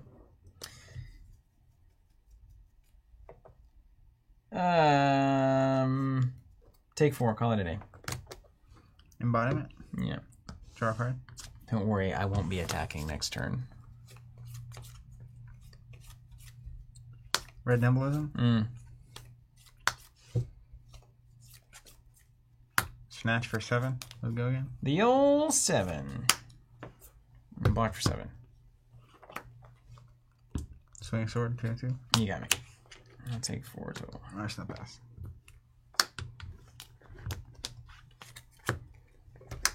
We're back in the game. All right, Lexi up. Give you a frostbite. Play Channel Lake Frigid with a blizzard.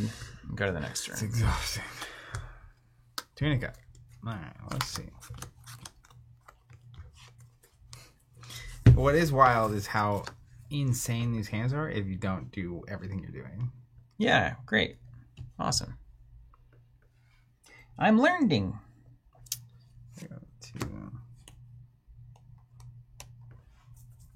You really do imagine that Channel Lake's going to last longer than 1 turn, but it doesn't really happen, does it?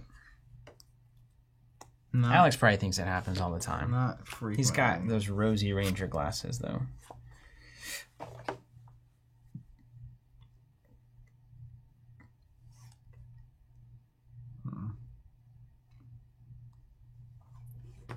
Okay. Yellow Plunderine cost me 2. Fact. And then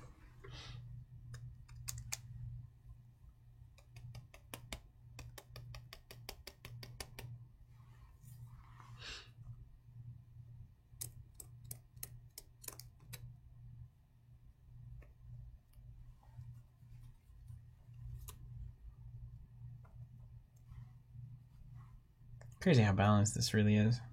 It's crazy, actually. And it's crazy. Let's go Red Ball Lightning for 1. Mm-hmm. Coming in for 5 with Dogen. It is crazy. Game's got the goods. 5 with Go again. Yeah, just 5. Card draw effect online.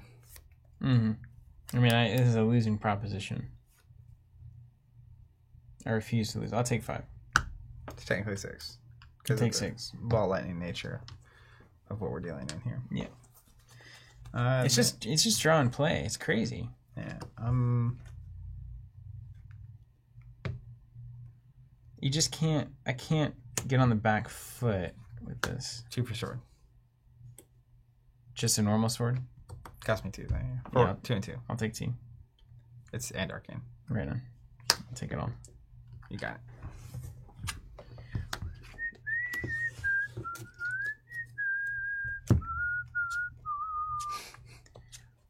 Get that Lord of the Rings soundtrack going.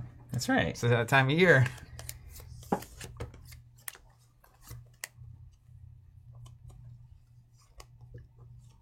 Okay. Let's figure out our sequencing here.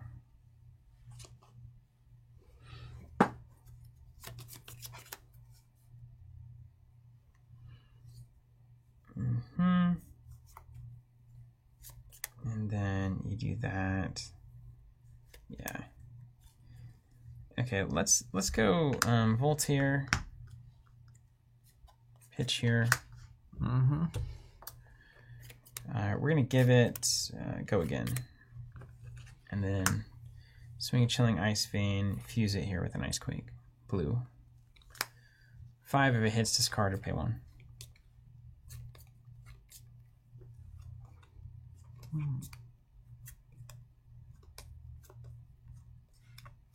It's not cool, bro.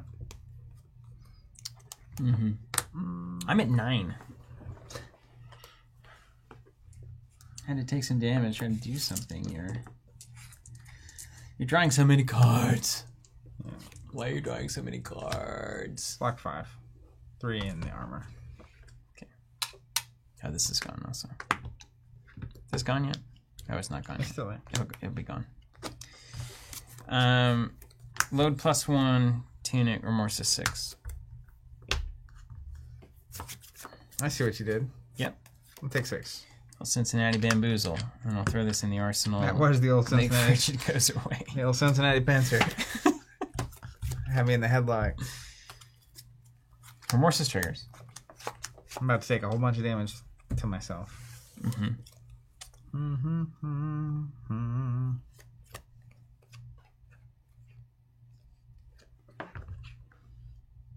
Alright. Plunder from the Ars. Excuse me. Take 1 damage. Boop. Nimblism, take a damage. It's very satisfying. Arcanic Shockwave for 10, take a damage. 1 on the top. Is it fused? Let's got this. It's not fused. I wish it was fused. Just 10? I like never have a lightning card when I get that card in my hand. Just 10, huh? What up, Giallo? Saying, you guys are still at it. What an inspiration. It's funny, like, they even give Blade Break to destroy all cards in your arsenal. It's like they just have to poke at Ranger players. You want to block 2 with Blade Break? It's also going to destroy everything in your arsenal. Yeah. It's gone. It can't just be okay. Maxi, Steven did not hit with Ice Vein, so I didn't have to discard. Alright, so you've got 10, and then a 2/2 sword. And an S word. Or an attack, but it's all probably the same. If I draw a card, it's probably an attack and then an S word. Yeah.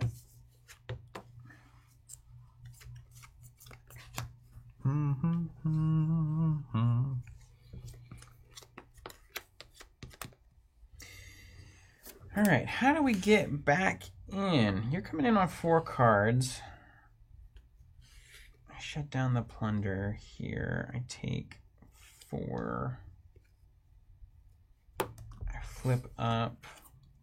I roll in. Well, I just think that's what it's going to be. Here we are. Back to it, man. Back to it. Oh, does your Ice Fan apply to the Remorseless? Oh, I think it does. I think it does. I think it does. These are good cards. Yeah, it does. All right, so I have to discard or pay 1? Yeah. Say I paid 1. All right, let's say you paid 1. Does that change what I would have done? Or do you just want to block it? Block it out? Blocking it out kind of sucks there, too. Not having a card here changes the math, but it's fine. We'll go with it. I don't know, if you want to block it, you can block it. Like an Arcanic Shockwave and... Yeah, you still have to deal with 10. Yeah. Not terrible. Yeah, I mean, if you block it out, that's fine, right? I think it's even more likely now that I block it out. Because... It stops a bunch of damage. It stops a bunch of damage. Yeah. All right, I am going to block it out. I'm going to go 9 plus 1 is 10 here. You got it.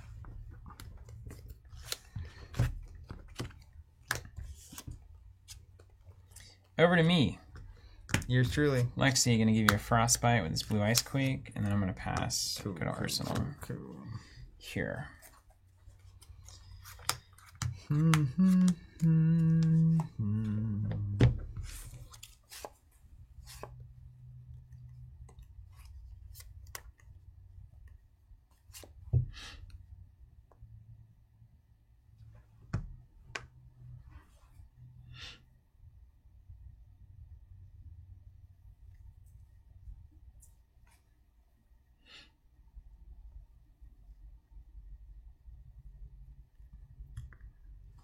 Pay. It's crazy all the ratios that you have to have here. 1 for Plunder Run. Feels good. I'll go 4 for Scar. No go again. Nope. Got the snaps. He's got the snaps. I don't get back in this by blocking this card. That's not how this goes. That's not how that works.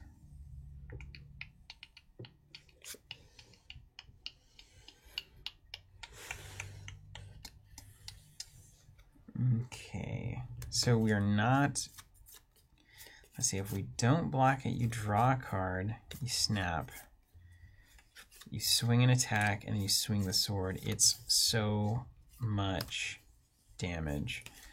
Otherwise, I block the Scar. Can't block with New Horizon, of course. It's got to come from my freaking hand. Block the Scar, you snaps if that's an attack, if that's like a snatch, it's so bad. Ravenous Rabble there is really bad. How's Ball Lightning? Ball Lightning is pretty bad. I haven't seen any Ball Lightnings this game. It's just it sounded about like an 85% chance is bad. There's 1 Ball Lightning over here. It's 100% a Ball Lightning, man. There's a... I've never been more sure of anything in my life. Let's see. How many? You said Snatch was bad? Didn't you already use those snappies? Yeah. Snatch isn't terrible. No, there's 2 snatches. You have to use your snaps here. Snatch isn't terrible. You've seen 1 Red Ravenous. It's a Ravenous or it's Ball Lightning. No yellows yet. It's 100% that. I don't need. You can flip the card up. I know what it is already. Doomsday says, might be sure to say which cards aren't bad. It's a no-win situation.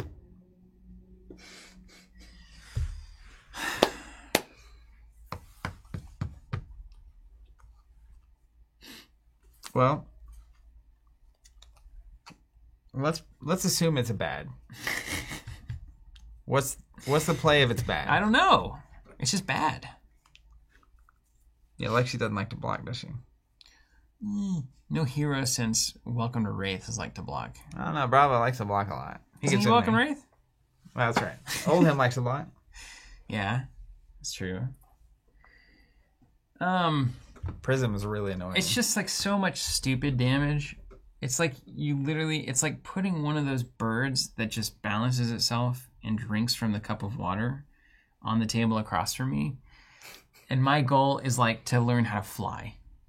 And you're over there with your stupid little water bird, not even having to do anything, more effectively drinking and flying than I am.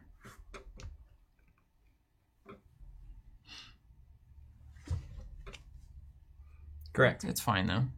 It's fine. I don't block it. You have an even better chance of having, I mean, you're going to have another attack. I should plan to block both things you're about to do fully. I agree with your assessment. And then move to the next phase, having lost position. Horrible. Horrible. This is a terrible scroll. Jordan loves your analogy. This is a terrible scroll. I hate this so much. Well, but if it's a ball lightning for 3, then fine. Fine. I'm blocking 6 here. Maybe it's not what I think it is.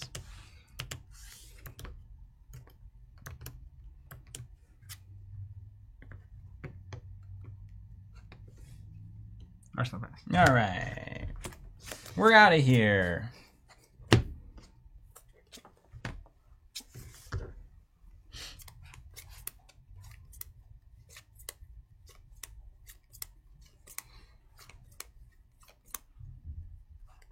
We got to get back in this game.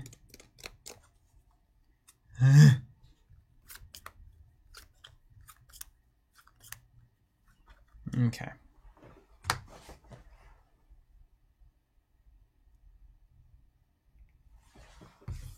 You've got one embodiment, no embodiments. I blocked it. What's up, Tim? Yo, yo, yo. Yo, yo, yo, yo, yo. We got the Briar v. Lexi throwdown. What up, Van?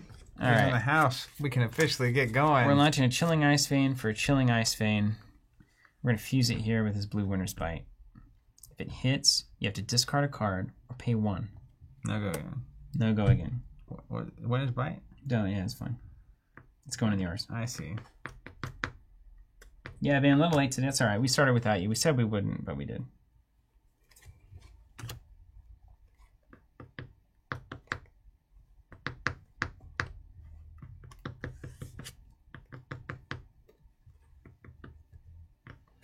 Big Swa TV. You guys think some Briar cards should be banned? I don't think so. It's not the Briar cards. It's the ability. Yeah. It's not even the ability. I don't know. It's nothing. I think it's really good. Embodiment Lightning certainly helps, but like technically any hero could run all of these generics, right? Yeah.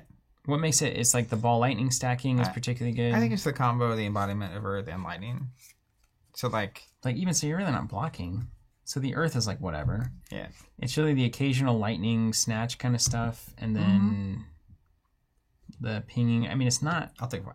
All right, take 5, discard or pay 1. Pay 1. All right, that goes in. Yeah, that's what I don't know. The sword's really good too, of course. Yeah, Rosetta Thorn's good. It's like it's not like an obvious thing. I don't know. I don't think it's. Earthbride's is a little weirder. I don't think it's. I'm not at the point where I think it's a problem. And she's going to score so many points on that Living Legend scale. All right, you ready? Yeah. As I take this turn. Entwine Lightning, fusing. Forward, go again. Is that a Lightning Surge? That's a Lightning Surge. Okay. Forward, go again. Lightning Surge snaps. Arsenal card. Okay. Forward with go again. No hit effect, no nothing. I will declare a not block. Take 4. Alright, embodiment. Yeah. We're gonna go Arcanic Shockwave, fusing it with that same card. 1 arcane. 1 arcane, done. Coming in for 4. Gotta block it. Maybe I could have Shock Charmers that last one with a Winter's Bite here. But then you pitch. Do you have a yellow? Mm-hmm. Okay. Makes me feel better. You pitch the yellow, right? Yeah. I would be down this card. 4. Gotta block it. We've gotta block it. Okay. 4 with See a God Jordan, block. that sounds awesome. Says I gotta go meet some friends at a local brewery to jam out some fab. True happiness. Good luck learning to fly, Steven. So you have not played a non-attack yet. Nope. And we know that it would have to be the one card I haven't seen in your hand is the non-attack. The yellow. And then you could swing Rosetta for 2 and kill me. You got those shock charmers. Spell void. Right on. That's what I needed, yeah. So block for 2. Take 2. I'll give it go again. Still not good. We're gonna go Ravenous Rabble, yellow. Here comes the blue. Flipping to red. 3 damage coming at you. 3 damage coming at me.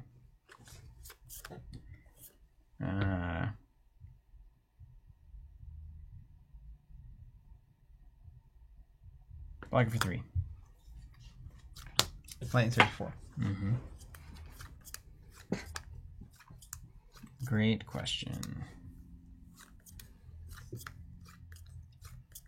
On how you get out 4.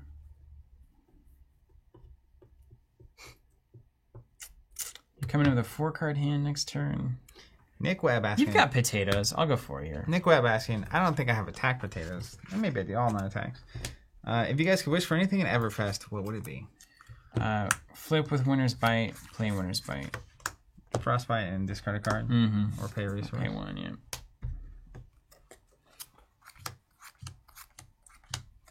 Lucas says I should fatigue you. We're not even halfway there, are we? Barley. Barley. Wish I had that tunic now. I'll pay 1. Anything in Everfest? I think for me it's I'd really like to see how fun they go with that carnival slot. Yeah, I like the carnival weird stuff. Yeah. Trinkets, potions, golden ticket, you know. Just good cards for every class and every constructed deck. I'd really like to see the meta flip on its head after this set. Yeah. All right. Good luck.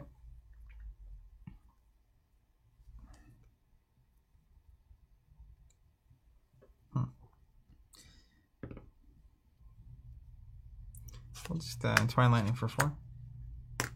Fused? Nope. What about you? Out there? What do you want to see out of Everfest?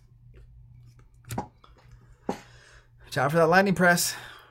Wow, wow, wow. Yeah, yes, you got it if you got it. Yeah. There's nothing to play around there.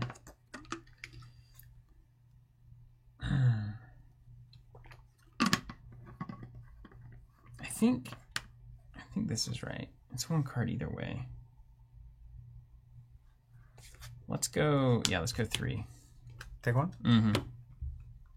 You don't have any weird stuff in you to know about? Embodiment? No.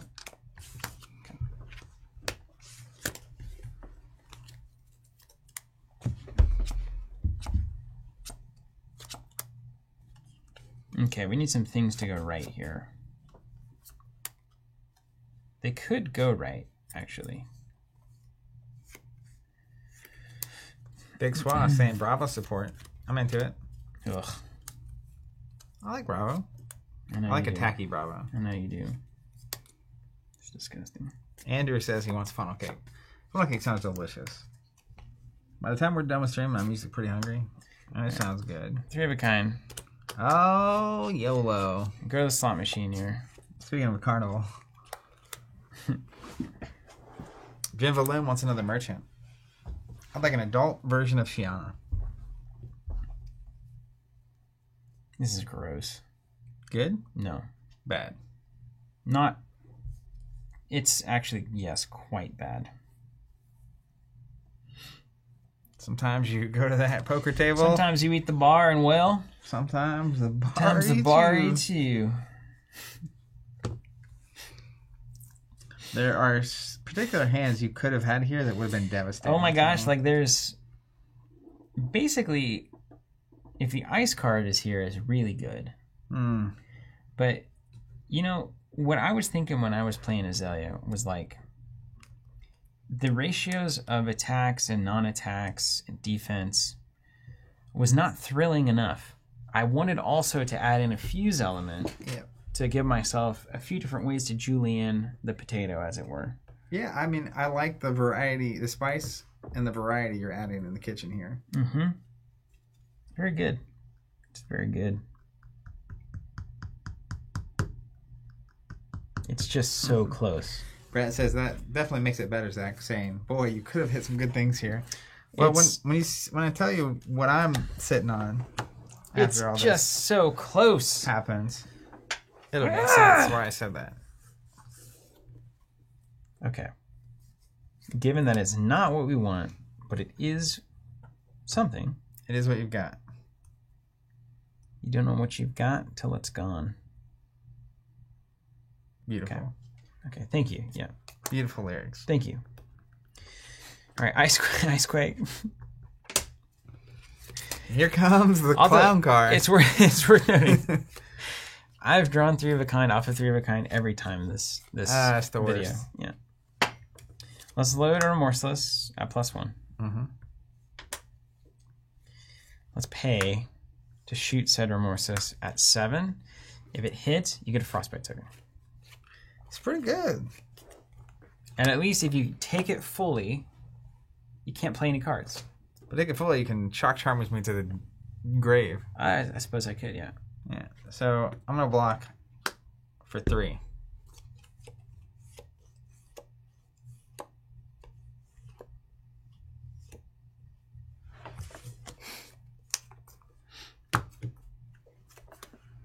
Okay, let's activate Shock Charmers. Mm-hmm. And let's give it +3. I'm dead. Yep.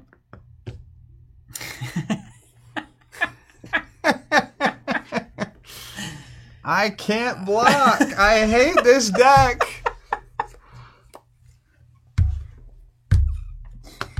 Oh my gosh. Yeah. So yeah, presuming From the jaws of defeat. you thought you lost. There you had the winning hand. You just didn't know I it. was losing a million times. You gotta know when to hold them. You gotta know when to fold them. So like, I had a red Plunder in Arsenal. If you don't kill me, it's really good for me, obviously. Yeah. But wow. there it is. Okay. So like, technically, you were right saying that I could pay can't play the press from hand. It's Oh. important. So let's do it differently. I blocked for 3. That's right. Oh man, I was so excited. 3 of a for kind in playing. Yeah. We will. Did we go ahead? We go ahead and Shock Charmers, I think. Yeah. Yeah, no reason not to. So we get a 7 minus 3, 4. So you take 5, and you go down to 3. Yeah. So I can only do. And then I Arsenal. So many actions here. Yeah. Okay. It's still a game. We need a little 3 of a kind token. Yeah. So my play is really simple. Pay 1, take take damage. 1. And I know. Take a damage. I know. Take a damage. 1 floating. Yeah, I think so. Way to run. Way to run that one. Ball lightning. Take a damage. 1 down to 1. Yeah. See, so I just gotta block this. It's coming at you for 5. I gotta play around that Shock Charmer or that Lightning Press for sure. I got a sword as well, so watch out. So you gotta overblock this. You can spell void the arcane, and you have the 2. You can cover the sword with your equipment. How much is this hitting for? 5. You gotta block 8. What's a Lightning Press in your hand? Red? +3. Yeah. I wouldn't know that. I mean, you'd have to think about it. I wouldn't think about it actually at all. I drew another Lightning Press as well, so this is just 5 ways from using. Should I have had? No, just 1 frostbite, right? Yeah, the 1 Frostbite. Yeah. I don't think I flipped anything up that turn. No. All right, so in reality, what happens here is that I block for 5, and then you Lightning Press. Everyone's saying 2 frostbite. I don't know why. All right, did I flip something up? Oh, because it hit twice for Shock Charmers. There it is. Okay, Yeah. so I have to pay 2. Okay. So now you know it's just the sword. Technically, I could just kill you, not swing the sword. Yeah.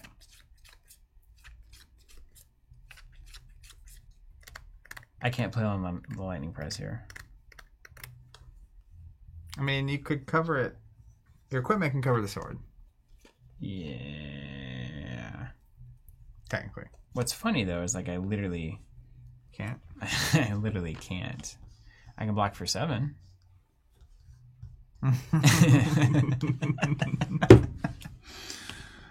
We just got lightning press. Well, the problem is, like, even if you do this full block, right? You just lose next turn. Yeah, because I swing a sword, that blows up your arsenal. It's fine. It's fine. Yeah. That was about as close as you can get, though. So anyway, yeah, if chat wasn't a downer, you would have won that game. I would have won that game easy. Yeah. But man, I mean, it's crazy. So what's funny is like if I imagine not having all these ice controls things going on, that's pretty scary. Yeah, but if you're not wasting your time controlling me, you're going to be doing something, right? I think that's damage, I guess. People, this deck really brings to the forefront the fundamentals of you either like you. If you're not winning the race, what are you going to do? If you're not winning the race, because this is winning the race.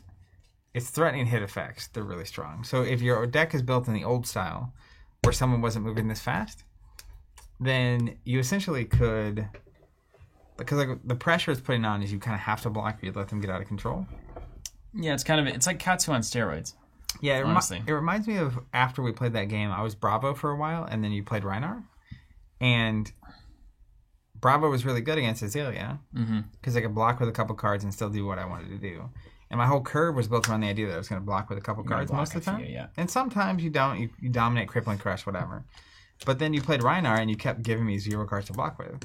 And I would be sitting on a Bravo hand that could swing for 6. Yeah, wasn't enough. You couldn't take advantage of the opening of 4 cards. Yeah, so I feel like this deck is saying, if you don't block me, I'm going to do a lot of damage. Mm-hmm. But if you do block and your normal is don't block, swing back for a lot. A lot of times your swing back is not as much as she's doing.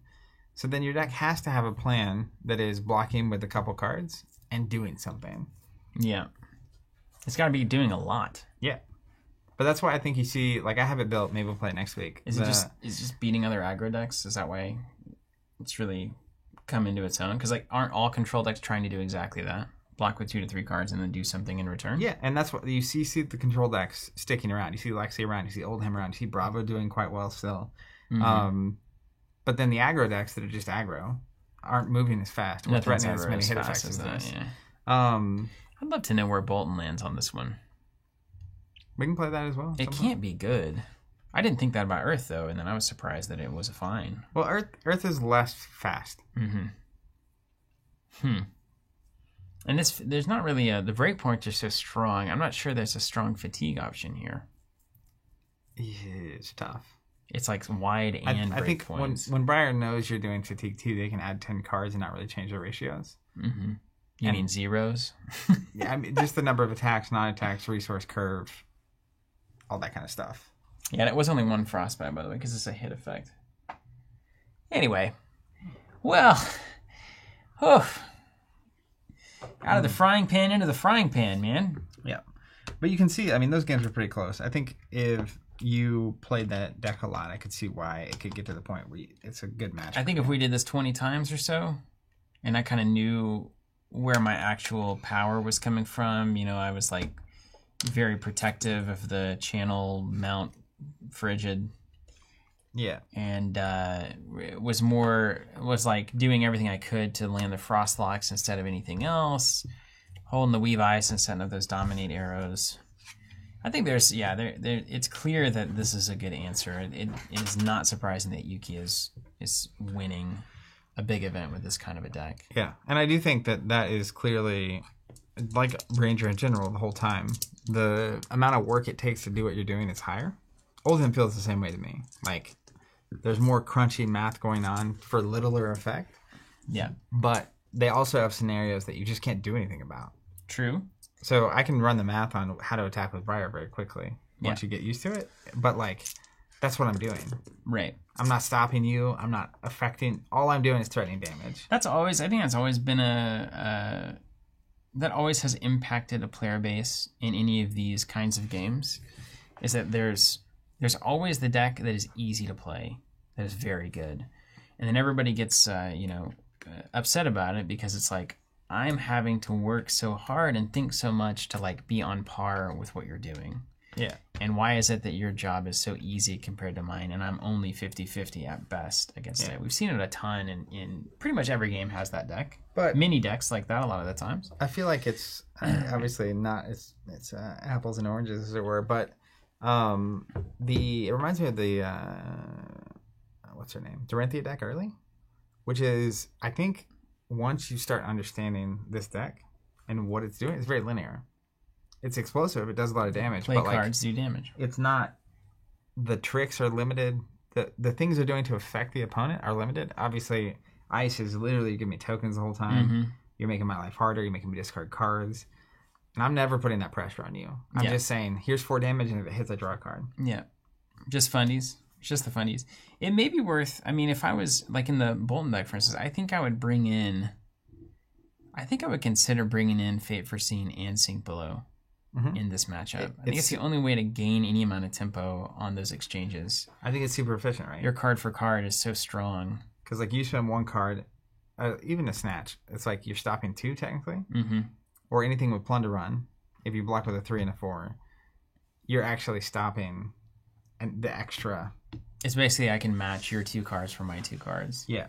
It's just a matter of how often can you do that and what can you do in response. Yeah. But, different heroes have different answers. But I think it's part of why you see someone like Matt Rogers on Viserai.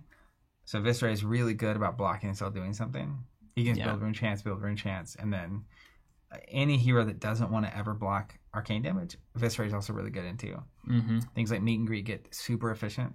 Yeah, true. It's kind of a release valve for that kind of a metagame. Yeah, and you have heroes that do that. And I think if you had, let's say an expert at every hero playing in the meta, all 15 heroes, and they played in a round-robin tournament where they all played every other deck, like best of 3, I wouldn't be surprised if this deck is good. Maybe that's an interesting question, right?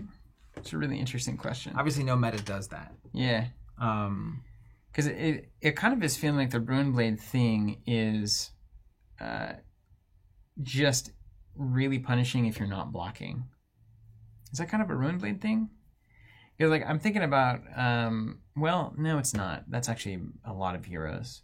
Dorinthia is similar, right? Like if you're not blocking me, like I'm just getting stronger. Yeah, everyone does that. Boltyn's not that. Levia's not that. She's raw damage. But I think the heroes that are putting out raw damage are going to have a problem here because it's just not.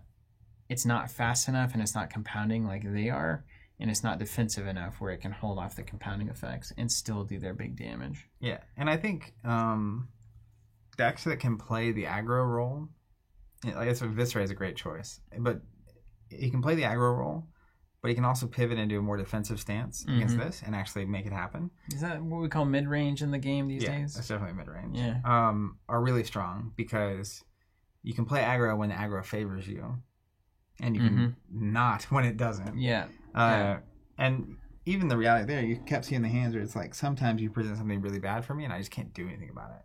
Yeah. Even with my embodiments. It's just like, yeah, oh, I can't stop this. Yeah. Makes a ton of sense. Yeah. That's fascinating stuff. I don't know. I'm thinking about Brute, too. It's like Brute seems to be really an anti-control. Reinhardt's an anti-control hero because the Intimidate does not matter here. But then you think about it and you're like, well, actually, if I just play 9 Barraging Beatdowns and it's just like, if you don't block with 2 cards, you take 4 extra damage. It's like, I would do that. Like, I could literally Barraging Beatdown Pitch Club, block with 2, Barraging Beatdown Pitch Club. Yep. It's like, huh. That gets pretty interesting because then you're taking 8 in response. Is that enough? Good question. Yeah, I think that's it's hard because, and you mentioned a deck that's really good that's easier to pilot. The other upside of this deck to me is it's also really cheap. So yeah, it is cool. The number of and it's generic, weirdly, which for new players is kind of helpful. Yeah. Because it's like buy all these cards you can put into a lot of other decks. Yeah. You can play this deck right now and just get your feet under you and feel like you have a chance. And they're going to win some games. It'll be frustrating. You might play someone who you think is not as good as you and still lose because they just have a deck like this. But ultimately, aggro sets the pace of the format, right? Always. Yeah. Yeah. They're the ones that everyone has to respond to. And it's usually the easiest to figure out up front. Mm-hmm. It always pops out, and then it's like, all right, how do we deal with this? And it's actually really helpful to have a North Star in a metagame like this. To just be like, okay, well, the majority of stuff is going to be this, so that's going to allow me to have much easier decision-making on deck building and deck construction and sideboarding.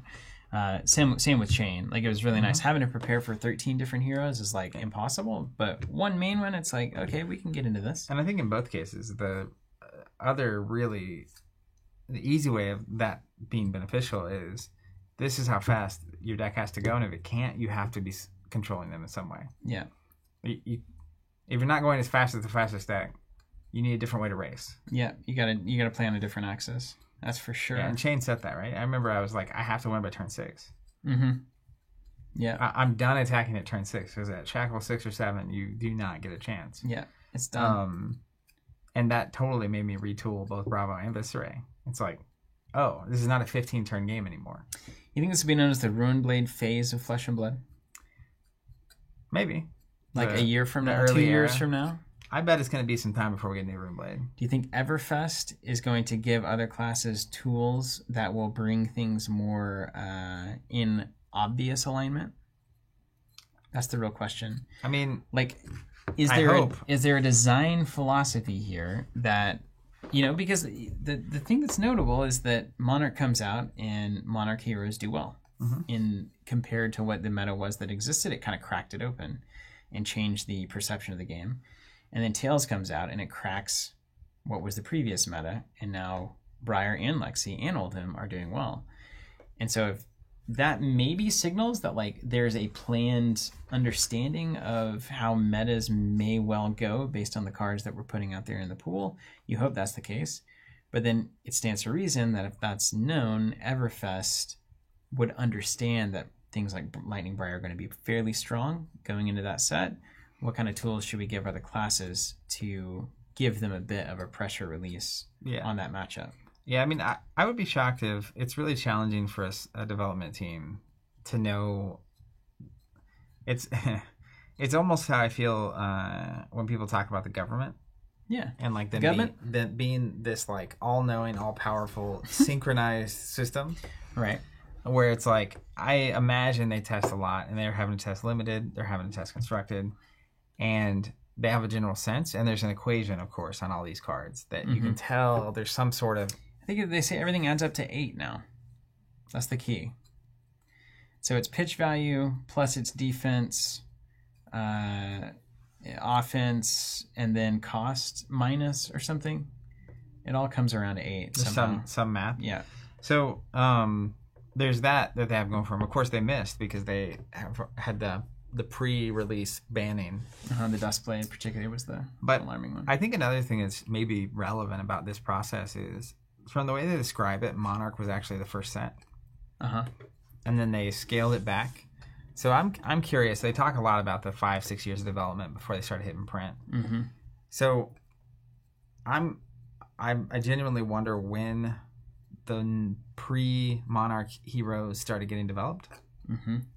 And they had to essentially come up with generic heroes for those things, right? Or it could have been existing heroes that they stripped the talent off of. As the other could have been like a Shadow Ranger, for instance. Yeah. Any, like, maybe it was a Light Warrior originally, right? Or whatever. Looks like it to me. But effectively, what that means is that we're probably getting deep into the characters they've spent the most time with. And I'm going to guess that the talented characters are going to have more synergy. Because they kind of worked it out. They don't have to be balanced as heavy with the generics. Yeah. Yeah, it makes you wonder too if you take the first 3 sets worth of generics and you start with Monarch and sprinkle those generics out over the next 4 years, how different that environment is. Especially when someone like Briar comes out. You weren't testing Briar with the understanding that all the generics for your next 5 years had already been released in Welcome to Wraith, Arcane Rising, and Crucible. Sure. It could be that kind of a thing where it's like Command and Conquer hits at year 3, and now because we just want to have less complexity, we just shove a bunch of generics in our opening sets. Could be that. I don't know. It doesn't sound like the way the LSS would handle that, but I also wonder how much of it is we've had a lot of time to play with these other characters. And then it's exactly what you were saying earlier. Someone that jams a single character for 3 weeks before a major event that's new, you don't have the reps against.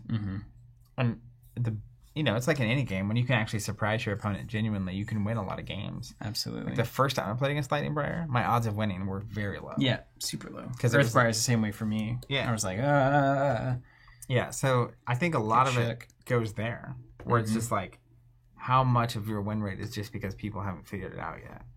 I think the issue comes down to when you look at Briar in this capacity, like in Lightning form, it's hard to imagine I'm just missing the nuance of what it's going to take to stop what is a very linear reality, right? Like if Prism's winning, like Prism wins nationals, and it's like, okay, we didn't really understand the interplay between auras and spectrals and how many 6s to have in our decks and those kinds of things. Like, we can adjust to that.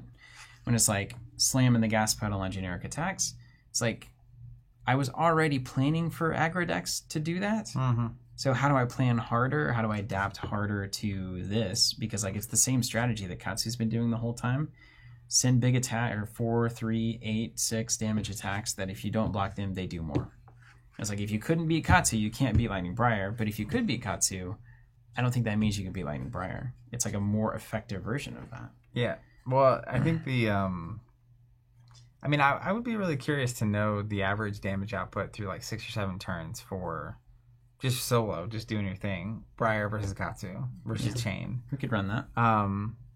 Because it doesn't feel like the game's not ending faster. Mm-hmm. We're still going 6 to 8 turns here. Yeah. That's true. That's what we were doing back in Monarch. One of the mistakes in this last game, I think, my assumption was that I could break the Tunic pretty early, and I think you probably should hold on to it. Because that's like going to open up that late game turn that is probably more critical for you. Because once you can get to the threatening lethal on Briar range, it's a much different game. Yeah. If you can get there with Tunic, that's really good. You can block all 3 out. You can 3 of a kind and pull an attack out of nowhere. Yeah. That's probably the kind of thing that you need to have going into the end game. And I do think that her end game is very weak. She's not good at blocking, and when you get scrappy and she has to block, it's really bad. Yeah. Because her 2-card hands are so much worse than her 4 or 5-card hands. But if she can just dominate you, right, and like be 10 health ahead the whole time, she'll win. Yeah. So you can't. Whatever happens, I think you need to get her to the under 10 health first. Sure. Yeah, that's the goal. She's actually very poor at that. Yeah, once she gets down to the end game. Well, it was close to the end game. King pawn chess situation. She's so bad at it, actually. Like just very, very bad at it. Yeah, Winning Agenda. What's up? Winning Agenda says very hard to estimate Goldfish damage because of Plunder on another on hit draws. I think you just assume all that hits. I just assume it's a 4. Yeah. If you're gonna draw a card and they're gonna get 4. Yeah. And they might not, but it's probably at least a 4. Yeah. That's how the deck's made. And that's the thing. Like if you were to just sit there and do 6 or 7 turns of all these different decks, and you assume everything's hitting, which is a fine assumption to make if that's the goal of the simulation, it's like, who does come out on top? Yeah. That's a really good thing to know. It's the fundamental tempo question for me. If no one blocks, who wins? Because you could also, there's weird 5 to 6 turns where I could actually make the case that somebody like Bolton or even somebody like Levia could actually output as much or more damage off of like Blood Rush Bellow, Claws, Right Draws, or V turns, or Lumina turns, those kinds of things. Even Bolton in a double Lumina, as cagey as it is, right? It's like it can happen. It's not that hard to set up by turn 5. And combo, does combo Bolton have play here where like you don't want to block the six sword attacks, right? There's some interesting stuff, but I think the thing is the fundamental question we've been asking about aggro the whole time, so it doesn't feel like a new puzzle. It just feels like it's slightly better than the previous aggro problem. At least it doesn't have the inevitability of chain. Yeah. It can potato. Chain had the inevitability, and Chain has the husk and the ability to block. So that even now, Chain, it's like the fact that he can have 7 shackles, he can block for 9 with 3 cards plus 6 from the husk on a turn late, and still potentially swing back for 15. Like, yeah, that was a problem. That's real. That's still there. Yeah. So to me, it feels like my honest assessment is that Briar is very good, undoubtedly very good. But I think if you give the meta 2 more months of a competitive season, that her win rate is not unbelievable. I think she has a lot of good outs, and she has a lot of games that she can win that be frustrating to lose because you feel like you're ahead and she just smokes you. But you lose to that enough. It's kind of like playing Sabres, Bolton Sabres. Like, you just understand if you're under 30, they might lethal you. If you don't have armor, you don't have 9 attacks in hand. And they have 4 or 5 charge cards. I know it all too well. Yeah. So once you start seeing those signs, though, you can start. You feel like that's when you lost, but that's not when you lost at all. Yeah. And sometimes you just got to roll some dice too. It's like they don't always have, like we were looking at, it's like, oh, they got Ball Lightning and you've got Ravenous here and it's so bad. And you're like, no, I don't have this. I can pass. Well, I think when you go record with Arsenal Pass tonight, I would love to hear the three of you talking about Briar. Yeah, we'll talk about Lightning Briar. I'd love to do that because Finina here saying, important note, I think Brendan Patrick thinks the hybrid channel Mount Briar beats Lightning Briar. So the Earth just brings in Mount Heroic and I guess Earth cards to fuse with. Blue Earth cards to get around. You can basically sideboard into 9 more blues and Mount Heroic to be able to have the Heroic to get around like big. You can go big and wide, right? Yeah.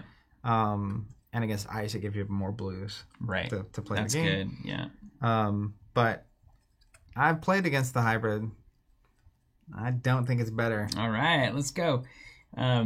Also, it's kind of nice that this is where we end, really, the competitive season, right? And then we've got Everfest before we even really need to care. Yep. So that's kind of nice. Yeah. It makes me come into Everfest with just kind of a whimsy, like we'll see what we get because I don't really care to, like, I'm not going to grind every week trying to figure out how to beat this right now. It's like, oh, it exists. If I play against it, I'll give it my best. But otherwise, I'm just kind of waiting for Everfest at this point, enjoying, like, some different decks, some different concepts, and like Ice Lexi is super cool, kind of learning that a little bit. So my intent over the next, between now and Everfest, is to just kind of turn over any leaf I want to turn over, which is play various decks, explore. One of the more fascinating things about Fab to me is how the skills you gain with a hero don't really go away. Yeah. So like a lot of these heroes are going to get new tools and it's going to change how they play.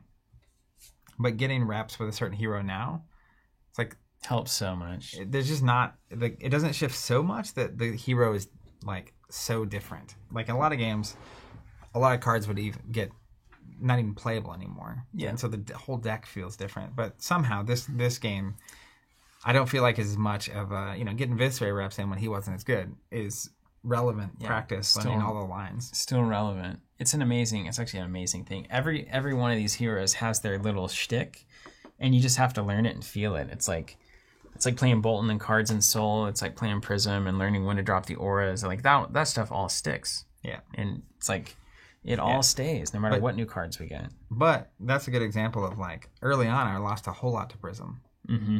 Like so much. And a lot of it was just like, didn't realize you could play an aura that I'd take a damage every time it was a shield. Didn't realize that this is how this worked. Didn't realize that, and you go down the list. Didn't realize I could hold on to go again and pass priority, and then if you drop an aura, that pop is so changing. I mean, like that kind crazy. of stuff is critical, right? And the more you played, like you did my win percentage is slowly clicking up, right? And so like, I feel like Briar's the same way. She never spikes up as much as Chain did. She's got this is how much she's doing. And it's also it starts to get really obvious what you should be blocking. Like, and what's not worth blocking. Yeah. Plunder Run is the problem. Plunder Run's good. I'm surprised. I guess I'm not surprised there's no CNC in here, but man, that seems like a good play against. Yeah, that seems like a good play, yeah. Just in general, I'm thinking about like the powers are really coming from Plunder Run on Arsenal. Mm-hmm. I mean, so much power in that deck is coming from that play.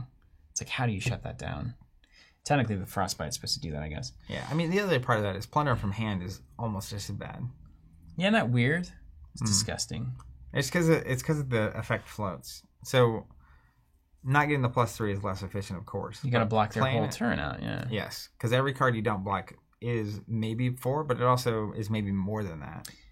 I'll tell you what, honestly, I've had a revelation just now. I think the answer to all of this is playing Red in the Ledger over and over again. Then you can't go again.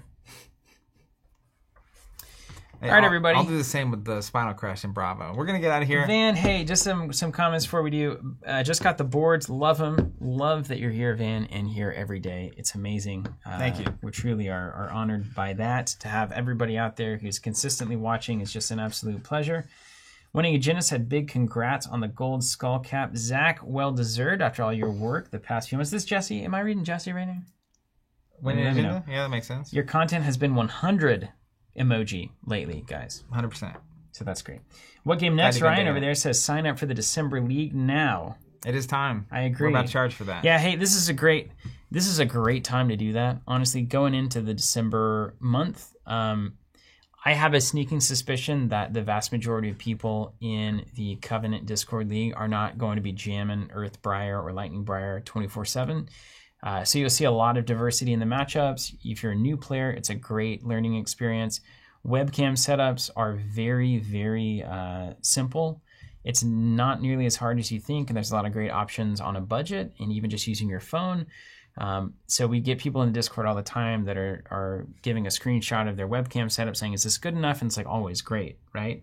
So don't worry about that stuff. Just join in, have a good time, get some promos, and honestly, just join us on Tuesday nights in the Discord. That's like tonight, and just see the action. It's great. It's like being in a game store where everybody's playing Flesh and Blood and there's 100 people and everybody's talking about the game. Everybody's like playing the game. You can go to different tables and watch people playing. It's incredible. Even if you don't end up signing up for the league, you can come in on Tuesday nights. There's tons of people hanging out, playing, looking for games, and the vibe in that Discord channel is awesome. So if you're part of that Discord league and/or our Discord community, keep doing what you do. You guys are phenomenal. It's just a great vibe in there, and I really appreciate you being a part of this. All right. Well, hey, thanks everybody. We've been using the Majestic products too. You can find those on our website if you want the tokens and the boards we've been using. Anything else?